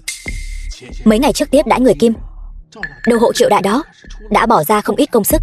Còn có con trai cả của đại phu Kim Quang Lộc. Mấy ngày trước đó lão đầu này hiểu chuyện, đã tặng thị nữ của mình cho ta. Vị trí bảng nhãn và thám hoa đã định rồi. Vậy những vị trí phía sau, ai trả giá cao hơn thì được. Thằng nhóc thái tử này nghĩ vẫn còn quá ngây thơ. Vương triều đại hạ này sao có thể để Hàn môn quyết định được? Chẳng qua là muốn tước bỏ quyền lực của hai chúng ta mà thôi. Đâu có dễ dàng như vậy. Nhưng vị trí trạng nguyên này có nên tuyển dụng bình thường không? Cũng tiện bịt miệng Tần Hưu. Sau kỳ thi khoa cử của Nghiêm tể tướng, trên dưới triều đình đại hạ này đều là người của hai chúng ta. Hắn chỉ là một thái tử phế vật, người có gì phải sợ chứ? Vẫn là vương gia suy nghĩ chu đáo. Nhưng 8 cái tên sau vị trí trạng nguyên, theo cao kiến của vương gia, nên định đoạt thế nào đây? Hôm sau ta sẽ ở trong phủ mở tiệc lớn. Ai vào bảng 8 người đứng đầu, ai sẽ trượt. Đến lúc đó phải xem nhà bọn họ ai biết cách cư xử hơn. Vẫn là vương gia suy tính sâu xa. Nực cười tên thái tử kia còn muốn phái người đóng quân giữ hai thành biên giới. Hắn cũng không nhìn xem ta có đồng ý hay không. Vương gia nói đúng. Ngày mai mọi việc cứ theo sắp xếp của vương gia. Thư phòng Đông Cung. Thái tử điện hạ, thần thiếp nghe được một tin tức. Ái phi cứ nói không sao. Thần thiếp nghe nói một trong 3 tài tử kinh thành, Gia Cát Lương, ở cửa cung điện mắng chửi thái tử điện hạ cùng chuyện khoa cử. Lại có chuyện này sao? Hắn còn nói. Hắn nói gì? Hắn còn nói thái tử chẳng qua là kẻ hôn dung vô năng, đùa giỡn khoa cử, làm loạn triều cương, một lũ nói bậy. Không đúng. Ta tổ chức khoa cử, tiến cử con em Hàn môn, lẽ ra phải khen ta mới đúng. Gia Cát Lương hiện ở đâu? Ở Thiên Lao. Hắn lăng mạ thái tử điện hạ nên bị đội cấm vệ quân ở cửa cung điện bắt vào. Dẫn hắn lên đây. Quỳ xuống. Hôn quân, đại hạ sau này nếu rơi vào tay loại người như ngươi sẽ diệt vong. Ngươi nói năng sắc sược, không sợ ta hạ lệnh xử tử ngươi sao? Ta khinh. Đầu có thể rơi, máu có thể chảy, khí tiết của văn nhân không thể mất. Cho dù ta ngủm cũng là vì tất cả Hàn môn đệ tử mà ngủm. Ra đi không hối tiếc. Tốt, không ngờ Gia Cát Lương ngươi, một trong tam đại tài tử kinh thành, lại là người có khí tiết như vậy.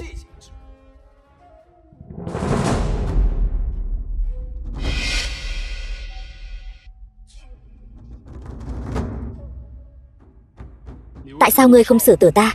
Ngươi đã tự mình nói rồi, là vì Hàn môn đệ tử trong thiên hạ mà đứng ra. Ta tại sao phải xử tử ngươi?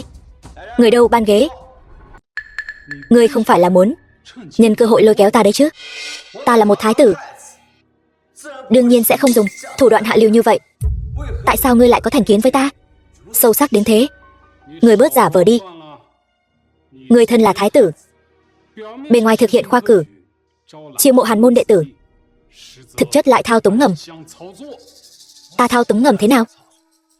Khoa cử vừa mới kết thúc, ngươi liền hạ lệnh tráo đổi bài thi.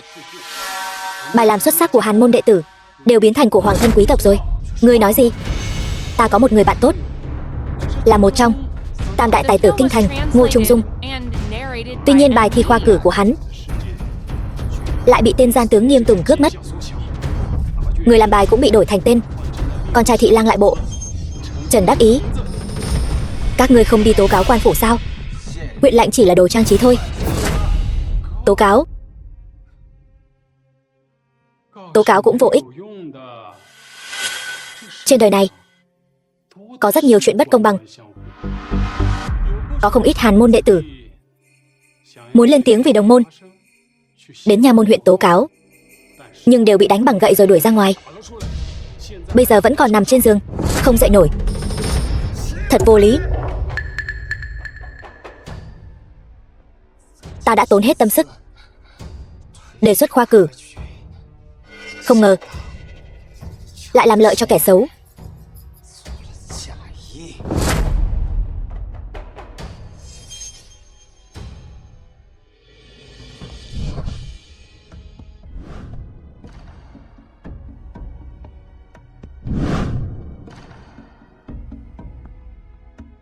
Sáng mai thượng triều, ngươi cùng ta đối chất với quan viên phụ trách việc này.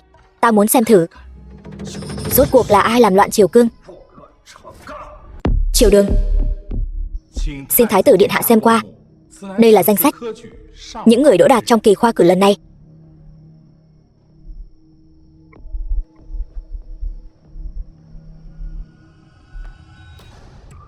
Hoang đường. Danh sách này 10 người đứng đầu đều là những vãn bối bất tài của các quan viên bị ta cách chức mấy hôm trước. Trạng nguyên lại là Tần Uy. Bọn họ có lẽ không lọt vào mắt thái tử điện hạ người, nhưng bọn họ đều là nhân tài của đại hạ mà. Vậy sao? Tiểu quý tử,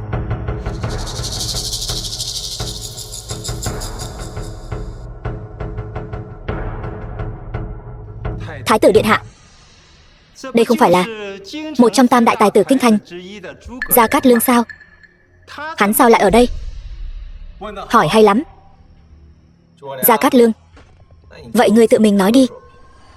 Giang tướng, ngươi đã tráo đổi bài thi của Hàn môn đệ tử và hoàng thân quý tộc, thao túng thứ hạng vì lợi ích cá nhân, bỏ mặc bách tính đại hạ. Nói xuông không có bằng chứng. Ngươi có bằng chứng không? Bằng chứng sớm đã bị những kẻ gian tà như các ngươi hủy hoại rồi. Vậy là nói xuông không có bằng chứng rồi. Vậy bản tướng cũng có thể buộc tội ngươi vu cáo. Nếu đã như vậy, Tần Uy, bước ra. Ta có chuyện quan trọng muốn bàn bạc kỹ lưỡng với ngươi một chút.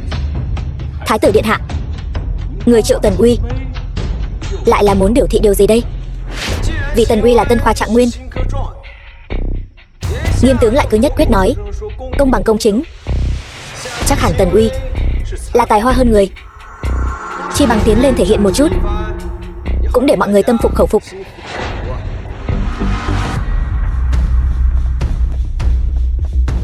Thần có mặt. Tần Uy, ta chỉ hỏi ngươi một vấn đề. Nếu trả lời được, ta liền thừa nhận vị trí trạng nguyên của ngươi. phong ngươi làm binh mã đại tướng quân.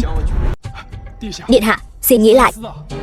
Binh mã đại tướng quân nắm giữ một nửa hổ phù của đại hạ. Nếu giao cho kẻ hôn dung như vậy, làm sao bảo vệ được quốc môn đại hạ đây? Quân tử nhất ngôn, tứ mã nan truy. Thái tử điện hạ, ngươi không thể nuốt lời đâu nhé. Ta còn chưa nói xong mà. Nếu ngươi không trả lời được, theo luật pháp đại hạ, ngươi lạm quyền làm trái phép, gây rối loạn luật pháp, đáng chém. Nực cười. Ngươi dám xử tử ta, cha ta và Nghiêm tướng vẫn còn ở bên cạnh mà. Họ sẽ không để ngươi động thủ đâu. Thái tử điện hạ, không cần nói nhiều, cứ hỏi đi. Được. Vậy ta hỏi ngươi, ngươi giành được vị trí trạng nguyên, chắc hẳn là tài hoa hơn người, học vấn uyên bác. Ta lại muốn nghe xem ngươi đã làm bài thi này như thế nào. Nghiêm tướng, Thái tử điện hạ đang nói chuyện với Tần Uy. Ngươi vội vàng thế làm gì? Ngươi biết vì sao ngươi không trả lời được không? Bởi vì ngươi đã tráo đổi bài thi của Hàn môn đệ tử Ngô Trung Dung. Loại người như ngươi, nếu có thể làm trạng nguyên, vậy thì những người có trí trong thiên hạ sẽ đặt ở đâu? Thì sao chứ? Hàn môn đệ tử từ khi sinh ra đã quyết định số phận của họ rồi, chính là để làm đá lót đường cho chúng ta. Loại người như hắn, cho dù là một trong 3 tài tử kinh thành, thì sao chứ? Không tiền không thế, đến cuối cùng chẳng phải vẫn phải nhìn sắc mặt ta sao? Vô liêm sỉ. Vậy theo lời ngươi nói, ta đặt ra khoa cử, chiêu mộ Hàn môn đệ tử trong thiên hạ vào làm quan, là một trò cười rồi. Những kẻ nghèo hèn này vốn dĩ cũng chẳng thể làm nên trò trống gì. Thái tử điện hạ, Tần Uy nói chuyện chỉ là hơi thẳng thắn. Bản chất lời Tần Uy nói cũng chính là điều thần và những người khác nghĩ. Thái tử điện hạ, từ xưa đến nay, kẻ có thể vào triều làm quan đều là con cháu hoàng gia ta. Ban đầu người chiêu mộ Hàn môn tử đệ, chuyện này đã sai rồi. Đúng vậy, Thái tử điện hạ, nếu người muốn quản lý đại hạ, cũng phải thuận theo ý của các đại thần này chứ. Vậy có nghĩa là nếu ta không nghe lời các ngươi sẽ ngoài mặt vâng lời, trong lòng chống đối, cấu kết với nhau, sửa đổi khoa cử của lão tử. Thái tử điện hạ, nếu người cứ nhất quyết nói như vậy, chúng ta cũng không có gì để nói. Thái tử điện hạ thận trọng lời nói. Chúng thần từ nhỏ đã đọc kỹ sách của Khổng Tống, lập chí báo quốc. Không ngờ báo đáp lại là một quốc gia như thế này. Trời muốn diệt đại hạ ta mà. To gan, tên này ăn nói bậy bạ công khai trên đại điện. Cấm vệ quân đâu, bắt hắn lại. Nói hay lắm.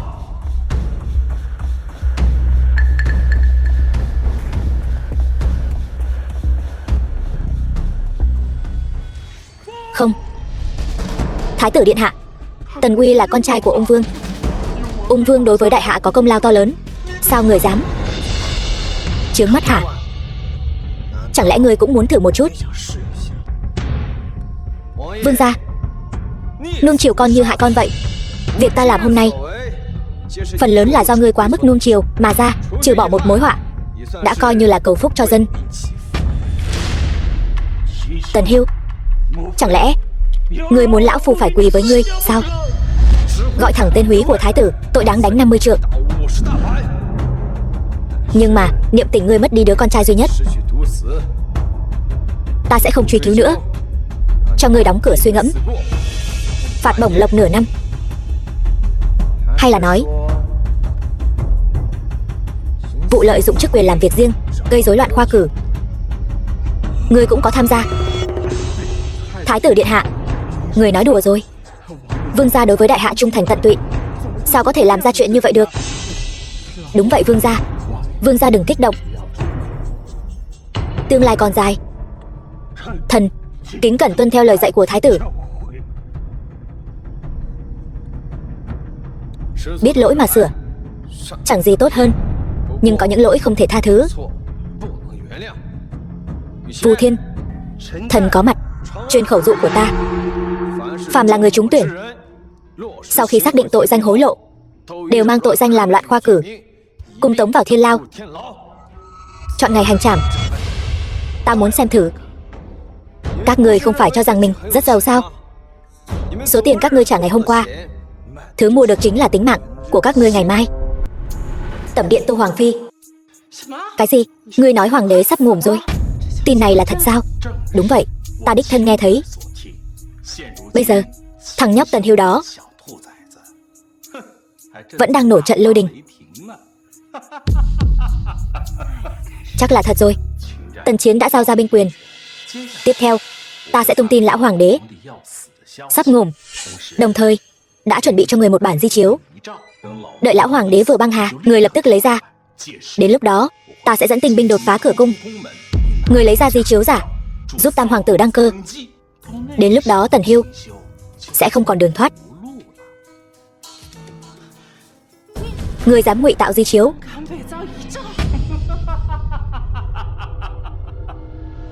thì sao nào? Bỏ cái sự nhút nhát nữ nhân của người đi.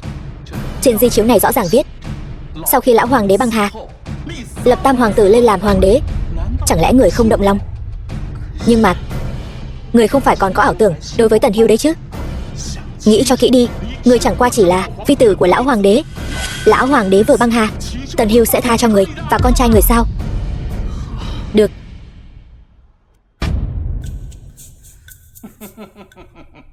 Không tệ. Tiếp theo, ta sẽ đi đến biên cảnh, tìm kiếm sự giúp đỡ của quốc sư Đại Kim. Hắn và Tần Hiêu đã có ân oán từ lâu, hiển nhiên nhất định sẽ đồng ý với người. Ngươi muốn làm gì? Đương nhiên là mang theo thiết kỵ binh của người Kim và 5 vạn tinh binh trong tay Tần Chiến, quyết chiến một mất một còn với Tần Hiêu, đợi ta đạp đổ cổng thành kinh đô. Tần Hiêu chỉ có thể mặc ta định đoạt. Người đâu?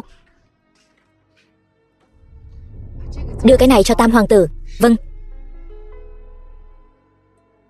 Hoàng thượng đối với ta từ trước đến nay luôn tốt. Cho dù là Tần Hiêu cũng chưa từng thực sự làm khó ta. Con đường này có thật sự đi đúng không? Ngươi đến làm gì? Sao? Chẳng lẽ ta làm phiền chuyện tốt của Tô Hoàng Phi? Nói bậy nói bạ gì đấy? Không hiểu. Tô Hoàng Phi thật sự không hiểu, hay là giả vờ không hiểu?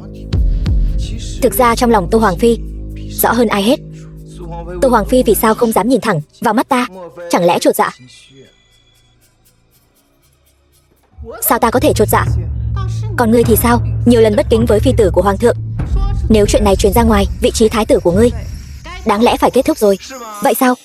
Vậy trước khi ta trở thành phế thái tử, ta lại muốn nếm thử cho kỹ cái tư vị của Tô Hoàng Phi. Ngươi làm gì đấy? Mau buông ta ra. Tần Hiêu, hoàng thượng sắp băng hà rồi, ngươi vậy mà vẫn còn tâm trí ở đây bắt nạt ta. Ta nào có bắt nạt Hoàng Phi. Ta đây chỉ muốn nếm thử mùi vị của Hoàng Phi mà thôi. Hoàng Phi vẫn luôn ở trong hậu cung, không ra ngoài. Sao lại biết tin tức của phía trước? Ta chỉ là biết thôi. Hoàng Phi, cái miệng của ngươi giống như con vịt luộc. Ngươi khốn nạn. Hoàng Phi đây là thừa nhận rồi. Nể tình nghĩa giữa hai ta sẽ nói cho ngươi biết hoàng thượng sẽ không băng hà đâu. Sao có thể? Lý Tự Chân không phải nói sao? Xem ra Tô Hoàng Phi biết tin tức rồi, còn khá đầy đủ đấy nhỉ. Tuy nhiên, ta quả thực có thể chữa khỏi cho hoàng thượng. Ngươi, Lý Tự Chân còn không cứu được. Ngươi dựa vào cái gì mà cứu được? Dựa vào việc ta tìm người nghiên cứu ra kháng sinh. Đó là thứ gì vậy? Ngươi hôn ta một cái đi, hôn ta một cái, ta sẽ nói cho ngươi biết. Ngươi muốn nói thì nói, không nói thì thôi. Thấy Tô Hoàng Phi thành ý như vậy, vậy ta sẽ nói cho ngươi biết. Môi trường nuôi cấy, thanh độc, lọc, những thứ này đều là gì vậy? Những thứ này gọi là khoa học. Hoàng Phi không cần hiểu, người dưới tay ta hiểu là được rồi. Ngươi không phải đang lừa ta đấy chứ? Nếu Hoàng Phi không tin, vậy trăm nghe không bằng một thấy. Vâng, ta đưa ngươi đến tẩm cung của hoàng thượng xem thử. Tẩm cung hoàng đế. Tam hoàng tử điện hạ tha mạng. Bọn thần thật sự vô lực xoay chuyển tình thế.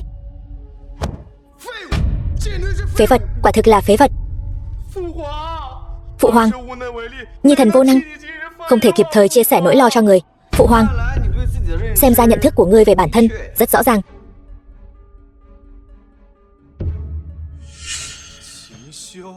Tần Hiêu, ngươi cũng có mặt mũi đến đây sao? Thân là thái tử, ngươi không những không kịp thời chia sẻ nỗi lo cho phụ hoàng, ngược lại còn khắp nơi gây rắc rối. Ta thấy ngươi căn bản không xứng làm thái tử. Xứng hay không xứng là do ngươi nói sao? Theo ta thấy, Trần Thái Y, ngươi chính là ở vị trí này quá lâu rồi, không phân biệt rõ bản thân mấy cân mấy lạng. Thần hoảng sợ, không biết thái tử điện hạ có ý gì. Ai nói phụ hoàng bệnh tình vô phương cứu chữa? Ngươi rõ ràng là học thuật không tinh thông, còn dám ở đây nói lời mê hoặc lòng người. Thái tử điện hạ minh xét, thần không nên nói dối. Chuyện này Lý Thái Y bên cạnh thái tử điện hạ cũng cho là như vậy, cớ gì lại trách cứ thân? Ngươi sai rồi, Lý Thái Y căn bản không hề nói như vậy. Người đâu? Đưa Lý Thái Y lên đây. Lý Tự Chân, ngươi có phương pháp cứu chữa phụ hoàng không? Bẩm thái tử điện hạ, trước đây lệnh cho vi thần nghiên cứu chế tạo kháng sinh, nay đã nghiên cứu chế tạo thành công, nhất định có thể cứu được hoàng thượng. Điều này không thể nào. Tần Hiêu, ngươi không phải đang lừa ta đấy chứ? Lừa ngươi? Ta có cần thiết phải lừa ngươi sao? Cái gọi là kháng sinh của ngươi chưa từng nghe thấy bao giờ, không biết là phương pháp gì trên giang hồ lại dám dùng trên người phụ hoàng. Người đâu? Thái tử có ý đồ mưu phản, bắt lấy hắn cho ta. Ta xem ai dám. Điện hạ đừng sợ, hôm nay có thần thiếp ở đây, không ai có thể làm ngươi bị thương dù chỉ một chút. Không hổ là người vợ cao thủ số 1 thiên hạ của ta, cảm giác an toàn quá mạnh. Tam hoàng tử, ngươi không thấy mình thật nực cười sao? Tương lai ngai vàng này đều là của ta, ngươi vậy mà còn dám nói ta mưu phản. Tần Hiêu, ngươi không biết sao? Phụ hoàng sớm đã biết ngươi có lòng mưu phản, đặc biệt lập di chiếu phong ta làm hoàng đế kế nhiệm, kế thừa đại thống. Thật sao? Ta không tin. Tin hay không tùy ngươi. Người đâu? Bắt hắn lại cho ta.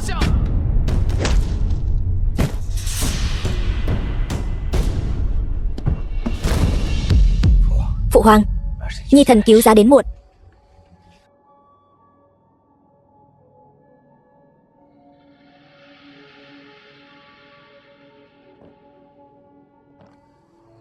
Trần Thái Y. Vâng.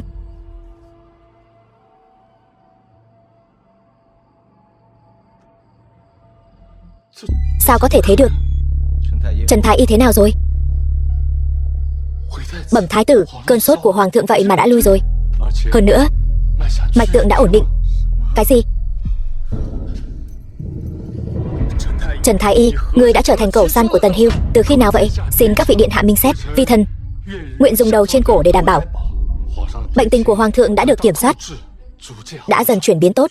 Cái này không thể nào.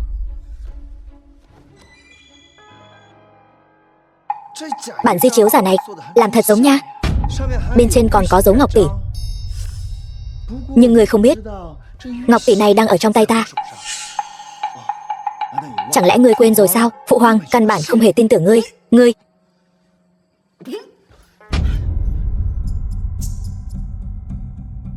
ta sớm nên tự biết mình. Ngay từ đầu chúng ta đã không có phần thắng. Không thể nào. Ngai vàng chỉ có thể là của ta. Ta phải xử ngươi. Ta đã nhịn ngươi rất lâu rồi. Đây hình như là lời thoại của ta. Sớm biết có ngày hôm nay, hà tất lúc đầu. Tất cả lui xuống đi. Thư phòng Đông Cung.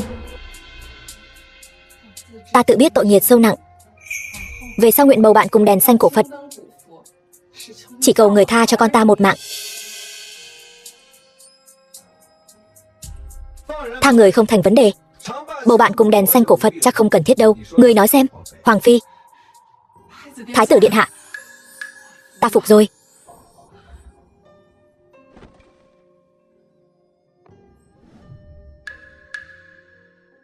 Bây giờ ngươi có thể nói cho ta biết Nghiêm Tùng rốt cuộc muốn làm gì?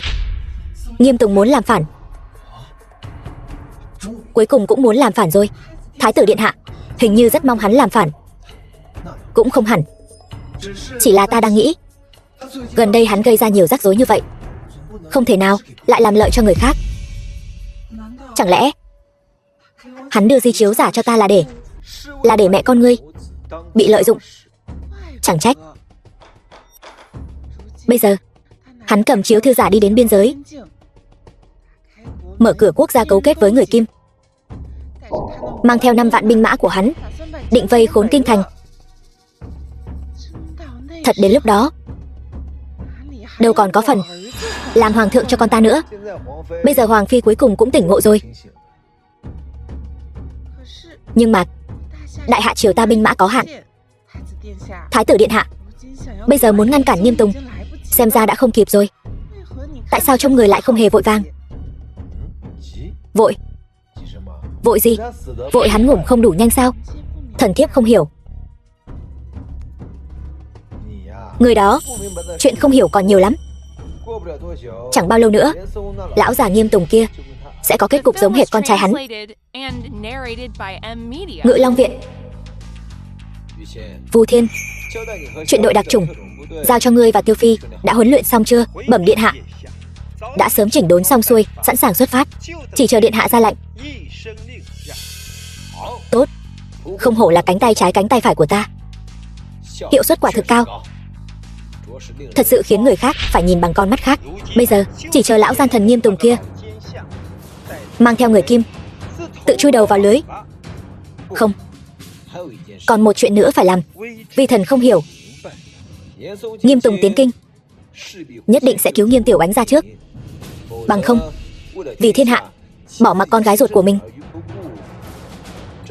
Điều này đối với danh tiếng của Nghiêm tướng thật không tốt chút nào. Đi thôi, chúng ta đi gặp Nghiêm Tiểu Ánh một lát. Tống Nhân Phủ. To gan, ai đó?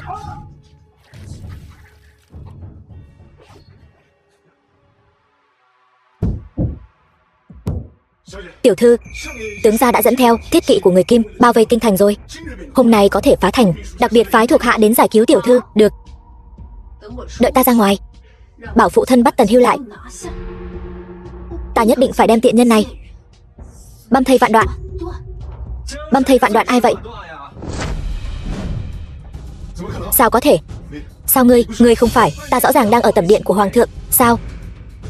Ta nói các ngươi cũng giỏi thật, đối với động thái của ta và phụ hoàng nắm rõ như lòng bàn tay. Đáng tiếc, ma cao một thước, đạo cao một trượng. Tần Hưu, ngươi rốt cuộc muốn làm gì? Lời này hẳn nên do ta hỏi ngươi mới đúng chứ. Phụ hoàng ta đối với Nghiêm tướng không hề bạc đãi. Không ngờ gia tộc Nghiêm các ngươi được voi đòi tiên, cấu kết với người Kim, ý đồ xâm phạm đại hạ vương triều của ta. Ngươi đáng tội gì?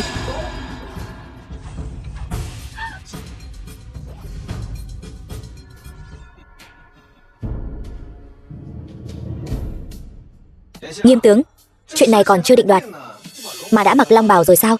Chẳng phải quá vội vàng rồi sao?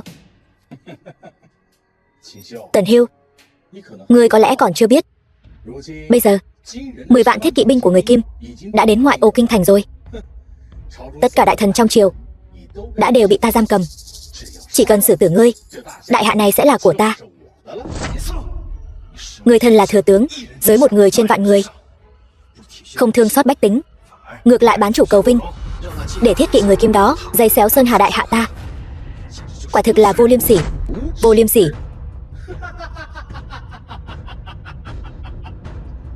Ta vô liêm sỉ sao? Những kẻ bên ngoài đó đều là tiện dân, ngủm vào ngày ta đăng cơ, cũng là ngủm đúng chỗ của chúng. Ít nói nhảm đi, người tự mình kết liễu, hay để ta ra tay? Ôi trời, quả không hổ là vị tướng tốt nha, đem sự vô tình vô nghĩa nói ra một cách đường hoàng như vậy. Tần Hưu, ngày tàn của ngươi sắp đến rồi, cứ để ngươi nói thêm vài câu thì có sao chứ? Nghiêm Tùng, đại hạ vương triều của ta tuyệt đối sẽ không bại dưới tay loại người như ngươi. Nói nhiều vô ích, Tần Chiến đã ly tâm với ngươi, lui về ẩn giật nơi thôn dã rồi. 5 vạn tinh binh đã hoàn toàn quy về dưới trướng ta. Bây giờ đại hạ ngươi không có binh lính để dùng. Thật sao? Chỉ bằng Nghiêm tướng đánh cược với ta một phen, trong vòng 1 canh giờ, cái gọi là thiết kỵ đại kim của ngươi chắc chắn sẽ toàn bộ tan tác. Căn bản không thể nào. Ngươi không một binh một tốt. Chỉ riêng một mình ngươi, có lẽ còn có tâm phúc của ngươi. Chỉ dựa vào mấy người này thì làm sao đối phó được với đám thiết kỵ người Kim đó. Bẩm điện hạ, 3.000 đặc chủng binh được trang bị vũ khí tinh nhuệ đã tập kết xong tại cổng thành. Lần này Nghiêm tướng hẳn là biết ta còn có chuẩn bị trước rồi chứ. Chuẩn bị trước 3.000 binh lực, cho dù có lợi hại đến đâu thì làm sao có thể đối đầu với 10 vạn quân thiết kỵ của quân Kim. Ta phải nói rằng Nghiêm thừa tướng thật là thiển cận. Có câu nói rất hay, mọi nỗi sợ hãi đều bắt nguồn từ hỏa lực không đủ. Mặc kệ hỏa lực hay không hỏa lực gì đó, chỉ với 3.000 binh lực của ngươi, có lật trời đi nữa cũng chẳng làm nên trò trống gì. Nghĩ lại năm xưa, 100 vạn kỵ binh đại hạ đối đầu với đại Kim, chẳng phải cũng thảm bại quay về sao? Xem ra Nghiêm tướng thật sự rất giỏi, tâng bốc chí khí của người khác và dập tắt uy phong của mình. Nếu Nghiêm tướng đã coi thường, vậy chi bằng hãy đồng ý với lời đánh cược của ta đi. Trong vòng 1 canh giờ, quân Kim nhất định sẽ toàn bộ thảm bại. Được, lão già Tần Chiến đó có thể thua ngươi, nhưng ta thì không đâu. Nếu Nghiêm thừa tướng không tin, vậy chúng ta hãy đợi một chút. Dù sao thì hôm nay kẻ thắng làm vua, kẻ thua làm giặc.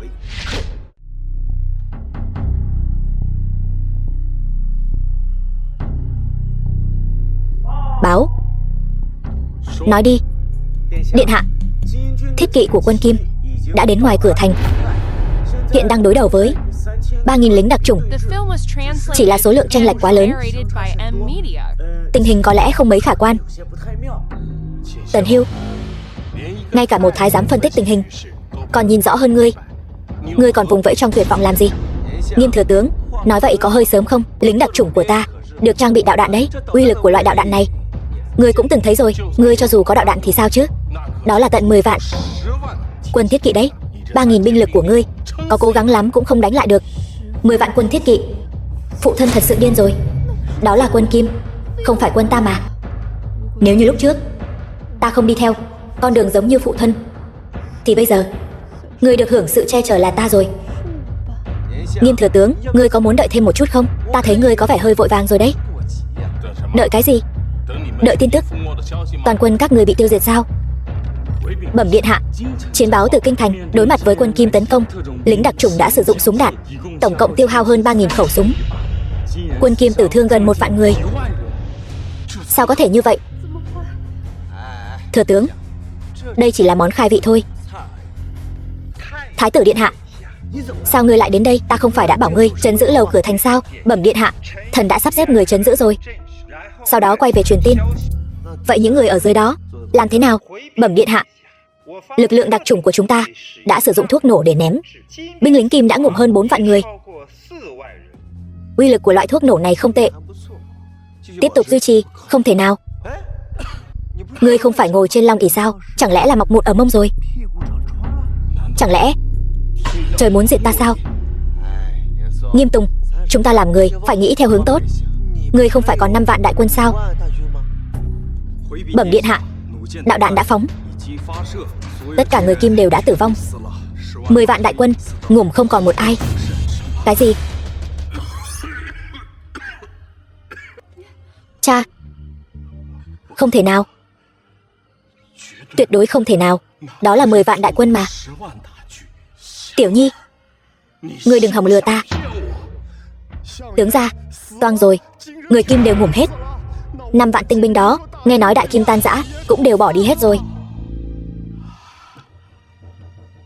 Trời muốn diệt ta. Cha.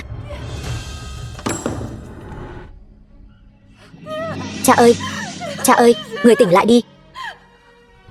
Nghiêm Tùng, tinh binh một đời, nếu là người chính trực cũng sẽ không rơi vào kết cục như vậy. Sắp ngủm rồi còn sỉ nhục ta. Lời chăn chối của Hạng Vũ đáng hận đáng buồn. Ngươi sao lại nghĩ quẩn vậy? Ngươi xử tử ta đi. Xử tử ta đi. Ngươi, tội nghiệt quá nặng. Ngủm thì quá dễ dàng cho ngươi rồi. Cứ phạt ngươi làm thị nữ trong cung đi, coi như đền trả tội nghiệt của ngươi. Chúc mừng Thái tử điện hạ.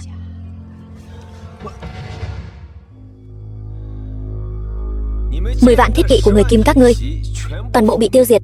Quốc sư của ngươi cũng vậy, tướng quân cũng vậy. Mất hết rồi. Không thể nào. Sống phải thấy người, bỏ mạng phải thấy xác. Ngươi đang lừa ta. Thái tử điện hạ chưa bao giờ lừa ngươi. Chúng ta thật sự không có cách nào trả thi thể cho ngươi. Chủ yếu là đều bị nổ thành mảnh vụn rồi.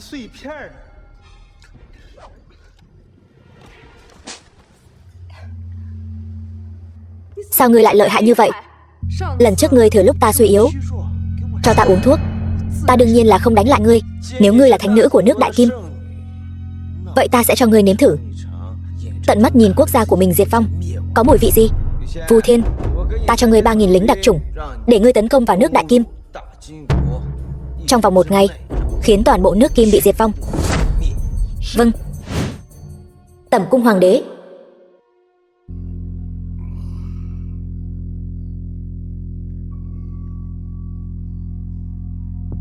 Người đâu?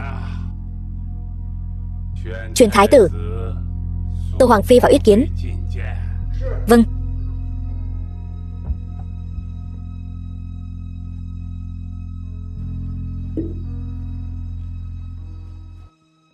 Phụ hoàng. Đồ hỗn xược, người điên rồi sao? Dùng 3.000 binh mã đối đầu với 10 vạn đại quân, khiến dân chúng của trẫm đi chịu tội vô ích. Hoàng thượng, người hiểu lầm thái tử rồi. Người phụ nữ này uống nhầm thuốc rồi sao? Hiểu lầm? Nàng lại dám nói đỡ cho nó. Dù trẫm có nhiều ngôi báu, cũng phải bảo vệ dân chúng của trẫm bình an.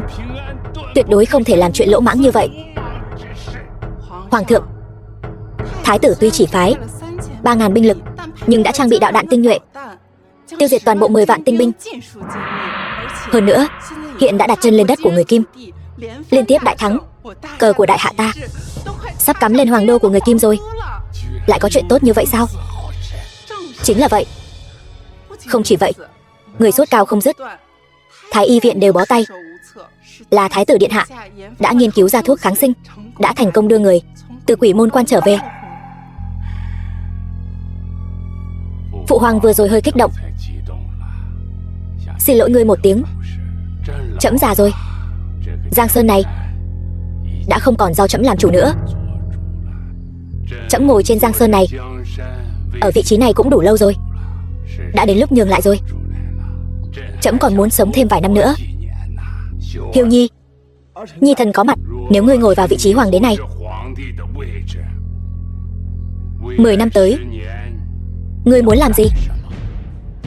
Nhi thần muốn thành lập một đội quân hùng mạnh, không chỉ thu hồi tất cả đất đai đã mất, mà còn muốn bành trướng ra bên ngoài, san bằng toàn cầu, khiến huyết mạch đại hạ ta có mặt khắp nơi.